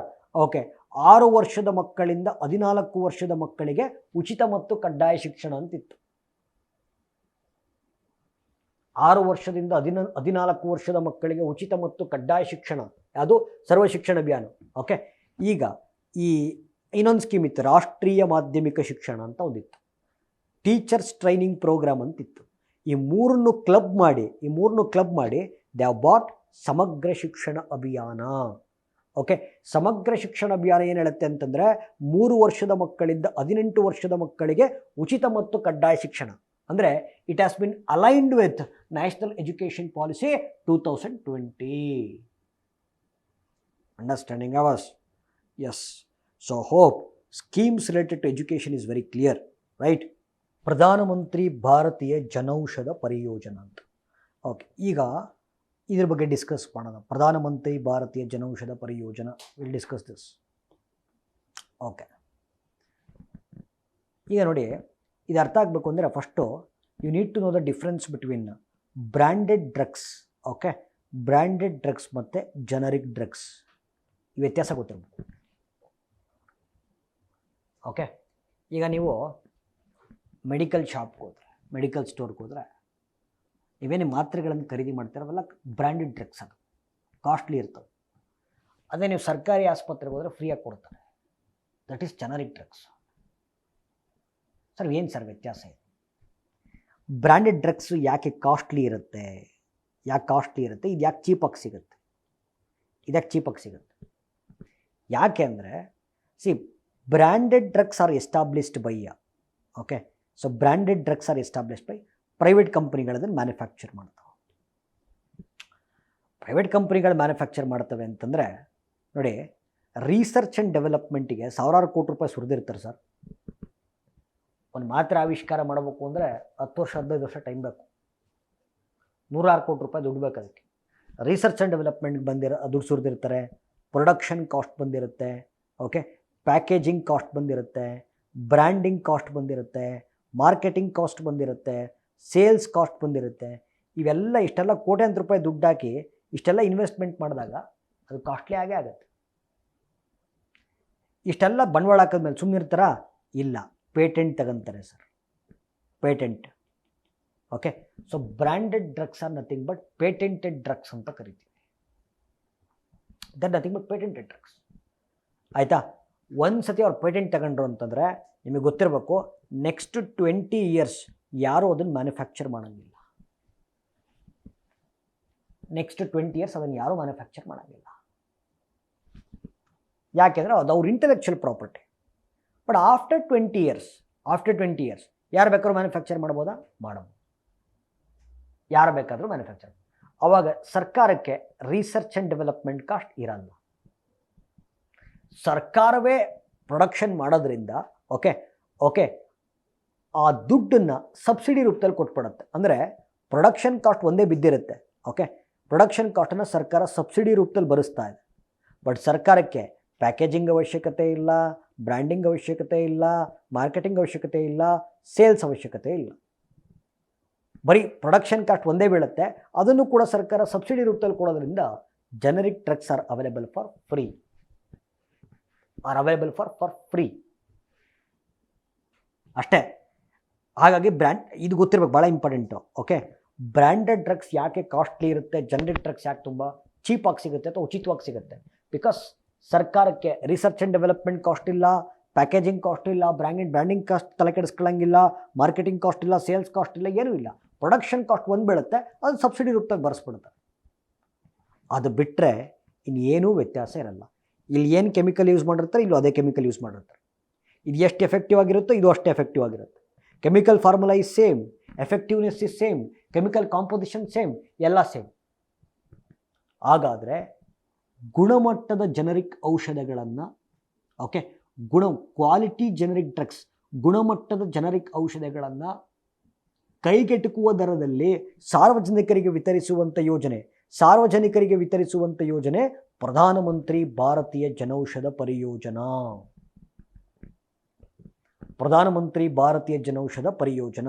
ಓಕೆ, ನೋಡಿ, ಪ್ರಾರಂಭ ಆಗಿದ್ದು 2018ರಲ್ಲಿ. Okay, name is PMBJP scheme. Okay, ಪ್ರಾರಂಭ ಆಗಿದ್ದು 2008ರಲ್ಲಿ. ಆಬ್ಜೆಕ್ಟಿವ್ ಈಗ ತಾನೇ ಇಷ್ಟೊತ್ತು ಹೇಳಿದ್ದೀನಿ, ಗುಣಮಟ್ಟದ ಜನರಿಕ್ ಔಷಧಗಳನ್ನು ಕೈಗೆಟುಕುವ ಬೆಲೆಯಲ್ಲಿ ಸಾರ್ವಜನಿಕರಿಗೆ ವಿತರಿಸುವುದು. Okay, objective. Targeted beneficiary everybody. Okay, implementing ministry, this is very very important. ಭಾಳ ಜನ ministry of health and family welfare ಅಂತ ಹಾಕ್ತಾರೆ, ತಪ್ಪದು. Okay, ministry of chemicals and fertilisers, ರಾಸಾಯನಿಕ ಮತ್ತು ರಸಗೊಬ್ಬರಗಳ ಸಚಿವಾಲಯ. ಯಾಕೆ ಅಂದರೆ ಇಲ್ಲಿ ಮಾತ್ರೆ ಮ್ಯಾನುಫ್ಯಾಕ್ಚರ್ ಮಾಡ್ತಿರೋದು, ಮಾತ್ರೆ is A drug. Okay, and drugs R produced by ministry of chemicals and fertilisers. Okay, so this is all about ಪ್ರಧಾನಮಂತ್ರಿ ಭಾರತೀಯ ಜನೌಷಧ ಪರಿಯೋಜನಾ ಅಂತ. ಓಕೆ, ಆ್ಯಂಡ್ ಗೊತ್ತಿರಬೇಕು, ಓಕೆ, ಜನರಿಕ್ ಔಷಧಗಳ ಕುರಿತಂತೆ ಜನಜಾಗೃತಿಯನ್ನು ಮೂಡಿಸ್ಲಿಕ್ಕೋಸ್ಕರ ಪ್ರತಿ ವರ್ಷ ಮಾರ್ಚ್ 7ನೇ ತಾರೀಕನ್ನು ಭಾರತದಲ್ಲಿ ಜನೌಷಧಿ ದಿವಸ್ ಅಂತ ಕರೀತಾರೆ. ಜನೌಷಧಿ ದಿವಸ್ ಅಂತ ಭಾಳ ಇಂಪಾರ್ಟೆಂಟು. ಆಮೇಲೆ ಇಡೀ ಮಾರ್ಚ್ ತಿಂಗಳನ್ನು ಜನೌಷಧಿ ಅಥವಾ ಜನೌಷಧಿ ಮಂತ್ ಅಂತನೋ, ಅಥವಾ ಇಲ್ಲಿ ನೋಡಿ ಮಾರ್ಚ್ 1ನೇ ತಾರೀಕಿಂದ ಮಾರ್ಚ್ 7ನೇ ತಾರೀಕನ್ನು ಜನೌಷಧಿ ವೀಕ್ ಅದು ಸೆಲೆಬ್ರೇಟ್ ಮಾಡ್ತಾರೆ. ಓಕೆ, ಜನೌಷಧಿ ಮಾರ್ಚ್ 7ನ್ನು ಜನೌಷಧಿ ದಿವಸ್ ಅಂತ ಸೆಲೆಬ್ರೇಟ್ ಮಾಡ್ತಾರೆ. ಓಕೆ, 2024 ಥೀಮ್ ಭಾಳ important, need for generic medicines in India. Need for generic medicines in India. So this is regarding PMBJP scheme. Atal pension scheme. Okay, ಇದು ಇತ್ತೀಚೆಗೆ ನ್ಯೂಸಲ್ಲಿದೆ, ಬಹಳ ಬಾರಿ ಪದೇ ಪದೇ ಪದೇ ಪದೇ ಪದೇ ನ್ಯೂಸಲ್ಲಿ ಬರ್ತಾ ಇದೆ. Okay, yes, so Atal pension ಸ್ಕೀಮನ್ನು ಡಿಸ್ಕಸ್ ಮಾಡ್ಬೋಣ. So this is very very important. Okay, Atal pension scheme ಕೇಳಿಸ್ಕೊಳ್ಳಿ. ಪ್ರಾರಂಭ ಆಗಿದ್ದು 2015. Okay, very very important. ನೋಡಿ, ಫಸ್ಟು ಇದನ್ನು ಹೇಳೋಕ್ಕಿಂತ ಮುಂಚೆ ನಾನು ನಿಮಗೆ ಒಂದು ಬೇಸಿಕ್ ಕಾನ್ಸೆಪ್ಟ್ ಹೇಳ್ಬಿಡ್ತೀನಿ.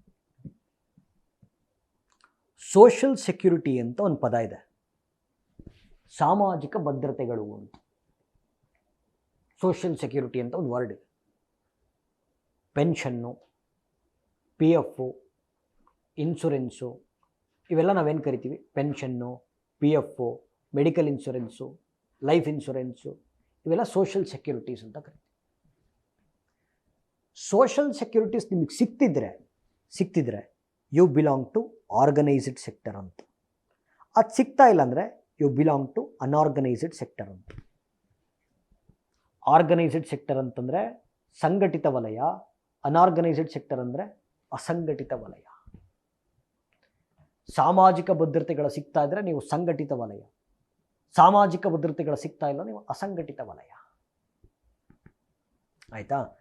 ಈಗ ಆರ್ಗನೈಸ್ ಸೆಕ್ಟರಿಗೆ ಬನ್ನಿ, ಕೇಳಿಸ್ಕೊಳ್ಳಿ, ಭಾಳ important. Example, lawyers, teachers, judges, government official, so they all belong to organised sector. They all belong to organised sector. Okay, ಕೃಷಿಕರು, ಹಮಾಲಿಗಳು, ಬೀದಿ ಬದಿ ವ್ಯಾಪಾರಿಗಳು, ಕಟ್ಟಡ ಕಟ್ಟವರು, ಓಕೆ, ಪೌರ ಕಾರ್ಮಿಕರು, ಇವರೆಲ್ಲ ಅನ್ಆರ್ಗನೈಸ್ಡ್ ಸೆಕ್ಟರ್. ಆಯಿತಾ? ಸಂಘಟಿತ ವಲಯ, ಅಸಂಘಟಿತ ವಲಯ. ಈ ಪ್ರಶ್ನೆ ಕೇಳ್ತೀನಿ, ಸಂಘಟಿತ ವಲಯದ ಕಾರ್ಮಿಕರನ್ನು ಪತ್ತೆ ಹಚ್ಚೋದು ಕಷ್ಟನಾ, ಅಸಂಘಟಿತ ವಲಯದ ಕಾರ್ಮಿಕರನ್ನು ಪತ್ತೆ ಹಚ್ಚೋದು ಕಷ್ಟನಾ?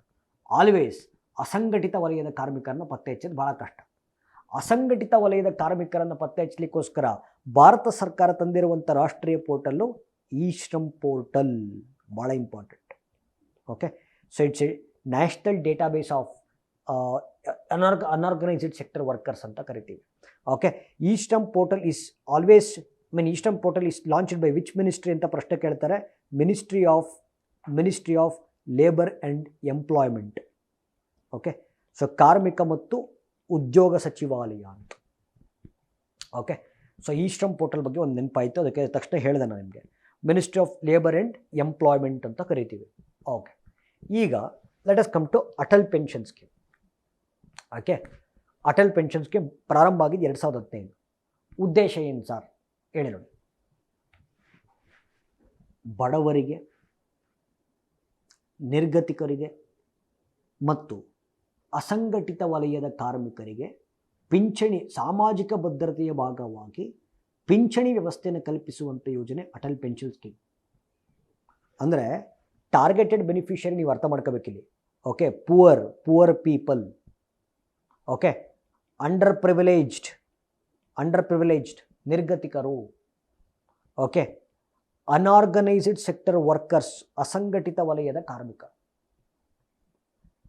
ಬಡವರು, ನಿರ್ಗತಿಕರು, ಅಸಂಘಟಿತ ವಲಯದ ಕಾರ್ಮಿಕರಿಗೆ ಓಕೆ ಸೋಷಲ್ ಸೆಕ್ಯೂರಿಟೀಸ್ನ ಭಾಗವಾಗಿ ಓಕೆ ಪೆನ್ಷನ್ ನೀಡುವಂಥ ಸ್ಕೀಮ್ ಬಂದು Atal pension scheme.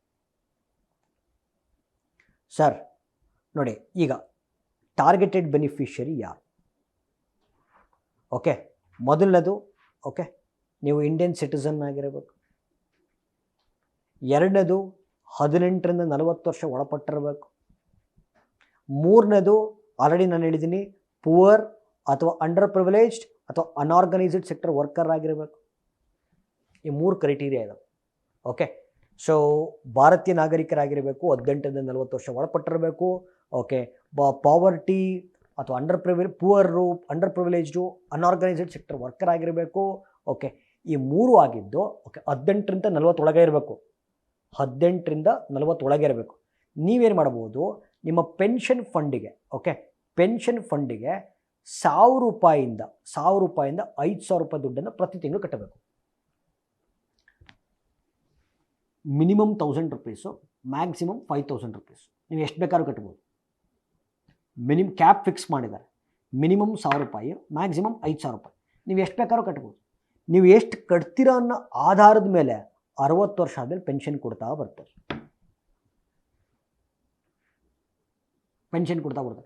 Beneficiary death ಆಯಿತು ಅಂತ ಇಟ್ಕೊಳ್ಳಿ. ಓಕೆ, ಬೆನಿಫಿಷರಿ ಡೆತ್ ಆಯಿತು. ಡೆತ್ ಆದಾಗ ನಿಮ್ಮ ಸ್ಪೌಸ್ ಮಡದಿಗೆ ಕೊಡ್ತಾರೆ, ಅವ್ರಿಗೆ ಪೆನ್ಷನ್ ಬರುತ್ತೆ.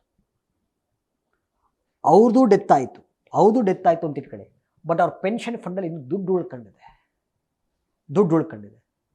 ಅವ್ರು ಯಾರ ಹೆಸರಿಗೆ ನಾಮಿನಿ ಮಾಡಿರ್ತಾರೋ ಆ ನಾಮಿನಿಗೆ ಲಂಸಮ್ ಅಮೌಂಟ್ ಕೊಡ್ತಾರೆ. ನಾಮಿನಿಗೆ ಪೆನ್ಷನ್ ಕೊಡಲ್ಲ. ಬೆನಿಫಿಷರಿ ಮತ್ತು ಸ್ಪೌಸಿಗೆ ಅಷ್ಟೇ ದುಡ್ಡು ಕೊಡ್ತಾರೆ, ನಾಮಿನಿಗೆ ಲಂಸಮ್ ಅಮೌಂಟ್ ಕೊಡ್ತಾರೆ. ಓಕೆ, ಇದು targeted beneficiary. Implementing ministry of finance, ಹಣಕಾಸು ಸಚಿವಾಲಯ. ಸೆಂಟ್ರಲ್ ಸೆಕ್ಟೋರಲ್ ಸ್ಕೀಮ್, ಕೇಂದ್ರ ವಲಯ ಯೋಜನೆ. ನೋಡಿ, ಇತ್ತೀಚೆಗೆ ಅಟಲ್ ಪೆನ್ಷನ್ ಸ್ಕೀಮ್ಗೆ ಎನ್ರೋಲ್ ಆದಕ್ಕಂಥವ್ರ ಸಂಖ್ಯೆ 7 ಕೋಟಿಯನ್ನು ದಾಟಿದೆ. So it was in news right. Okay, ಈಗ ಓಕೆ ಸರಿ, ಅಟಲ್ ಪೆನ್ಷನ್ ಸ್ಕೀಮು ಮುಗೀತು. 10 years of Swachh Bharat mission, ಇದನ್ನು ಪೂರ್ತಿ ಮುಗಿಸಿದ್ದೀನಿ. ಓಕೆ, ಪ್ರಧಾನಮಂತ್ರಿ ಆವಾಸ್ ಯೋಜನಾ, ಇದನ್ನು ಡಿಸ್ಕಸ್ ಮಾಡೋಣ. ಫಸಲ್ ಬಿಮಾ ಯೋಜನಾ, ಪ್ರಧಾನಮಂತ್ರಿ ಸೂರ್ಯಘರ್ ಮುಫ್ತ್ ಬಿಜ್ಲಿ ಯೋಜನಾ, ಆಮೇಲೆ PM ಸೂರ್ಯೋದಯ ಸ್ಕೀಮ್ ಇದೆ. ಸೊ ಎಸ್, ಸಾಕಷ್ಟು ಸ್ಕೀಮ್ಸ್ಗಳನ್ನು ನಾವು ಡಿಸ್ಕಸ್ ಮಾಡ್ತಾ ಇದ್ದೀವಿ. Okay, so will start with Swachh Bharat ಮುಗಿಸಿದೀವಾ. Okay, ಪ್ರಧಾನಮಂತ್ರಿ ಆವಾಸ್ ಯೋಜನಾ ರೈಟ್. ಓಕೆ, ಕೇಳಿಸ್ಕೊಳ್ಳಿ. ಪ್ರಧಾನಮಂತ್ರಿ ಆವಾಸ್ ಯೋಜನಾ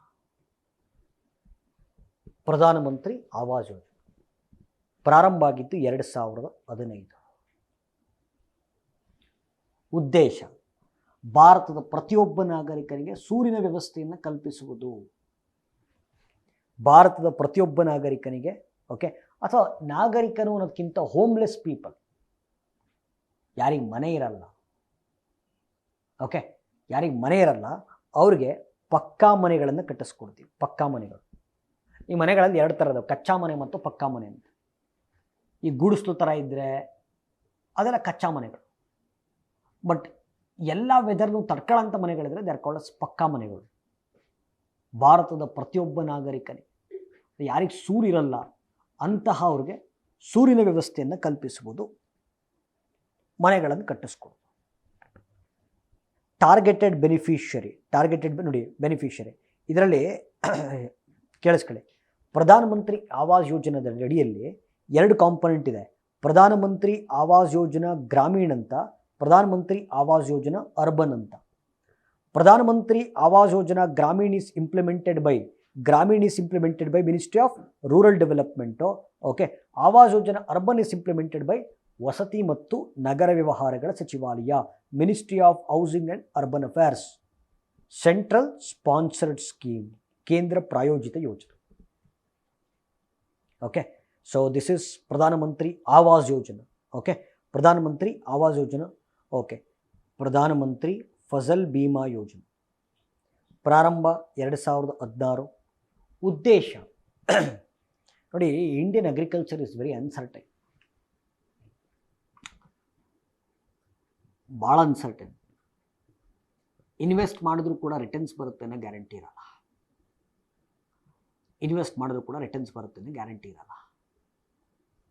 ಯಾಕೆ ಅಂತ ನೋಡಿ, ಈಗ ಬಿತ್ತಿರ್ತೀರ, ಮಳೆ ಬರ್ದಂಗೆ ಇರ್ಬೋದು, ಸಸ್ಯಗಳಲ್ಲಿ ಸಾಂಕ್ರಾಮಿಕ ರೋಗ ಕಾಣಿಸ್ಕೋಬೋದು, ಅಥವಾ ಕೀಟಗಳು ಮತ್ತು ಮಿಡತೆಗಳ ದಾಳಿ ಆಗ್ಬೋದು, ಇಳುವರಿ ಕಮ್ಮಿ ಆಗ್ಬೋದು, ಅಥವಾ ಎಲ್ಲ ನೆಟ್ಟಿಗಿದ್ದರೂ ಉತ್ತಮ ಬೆಲೆ ಸಿಗದಲ್ಲೇ ಇರ್ಬೋದು. For all these reasons Indian agriculture is very uncertain. ಆದ್ದರಿಂದ ಓಕೆ ಸಿ ರೈತರ ಬೆಳೆಗಳಿಗೆ ಇನ್ಶೂರೆನ್ಸ್ ಫೆಸಿಲಿಟಿಯನ್ನು ಕೊಡುವಂಥ ಸ್ಕೀಮು ಪ್ರಧಾನಮಂತ್ರಿ ಫಸಲ್ ಬಿಮಾ ಯೋಜನೆ. ಇದನ್ನು ಬೆಳೆ ವಿಮಾ ಯೋಜನೆ ಅಂತ ಕೂಡ ಕರಿತೀವಿ. It's A crop insurance scheme. ನೋಡಿ, ಈಗ ಇನ್ಶೂರೆನ್ಸ್ ಅಂದರೆ ನಿಮಗೆ ಗೊತ್ತಿದೆ, ನಾಳೆ ದಿನ ನಮ್ಗೆ ಏನಾದ್ರು ನಷ್ಟ ಆಯಿತು ಅಂದರೆ ಆ ನಷ್ಟವನ್ನು ಇನ್ಶೂರೆನ್ಸ್ ಕಂಪನಿಗಳು ಭರಿಸ್ತವೆ. ನಾಳೆ ದಿನ ನಮಗೇನೋ ನಷ್ಟ ಆಯಿತು ಅಂತಂದರೆ ಆ ನಷ್ಟವನ್ನು ಇನ್ಶೂರೆನ್ಸ್ ಕಂಪ್ನಿ ಭರಿಸ್ಬೇಕು. ಅದು ಇನ್ಶೂರೆನ್ಸ್, ಆಯಿತಾ? ಓಕೆ, ಆ ಇನ್ಶೂರೆನ್ಸ್ ಬರಬೇಕು ಅಂತಂದರೆ ನಾವು ಪ್ರೀಮಿಯಂ ಕಟ್ಟಬೇಕು. ಅದಕ್ಕೆ ಮುಂಚೆನೇ ಪ್ರೀಮಿಯಂ ಕಟ್ಟಿದ್ರೆ ಇನ್ಶೂರೆನ್ಸ್ ಬರುತ್ತೆ. ಇಲ್ಲಿ 98% ಆಫ್ ದ ಪ್ರೀಮಿಯಮನ್ನು ರೈತರ ಪರವಾಗಿ ಸರ್ಕಾರ ಕಟ್ಟುತ್ತೆ. ಇನ್ನು 2% ಮಾತ್ರ ರೈತರು ಕಟ್ಟಬೇಕು. ನಾಳೆ ದಿನ ಬೆಳೆಗಳು ಲಾಸ್ ಆಯಿತು ಅಂತಂದರೆ ಇನ್ಶೂರೆನ್ಸ್ ಬರುತ್ತೆ. ಬಟ್ ಆ ಇನ್ಶೂರೆನ್ಸ್ ಬರಬೇಕು, ಇವತ್ತು ಪ್ರೀಮಿಯಂ ಕಟ್ಟಬೇಕು, ಇವತ್ತು ದುಡ್ಡು ಕಟ್ಟಬೇಕು.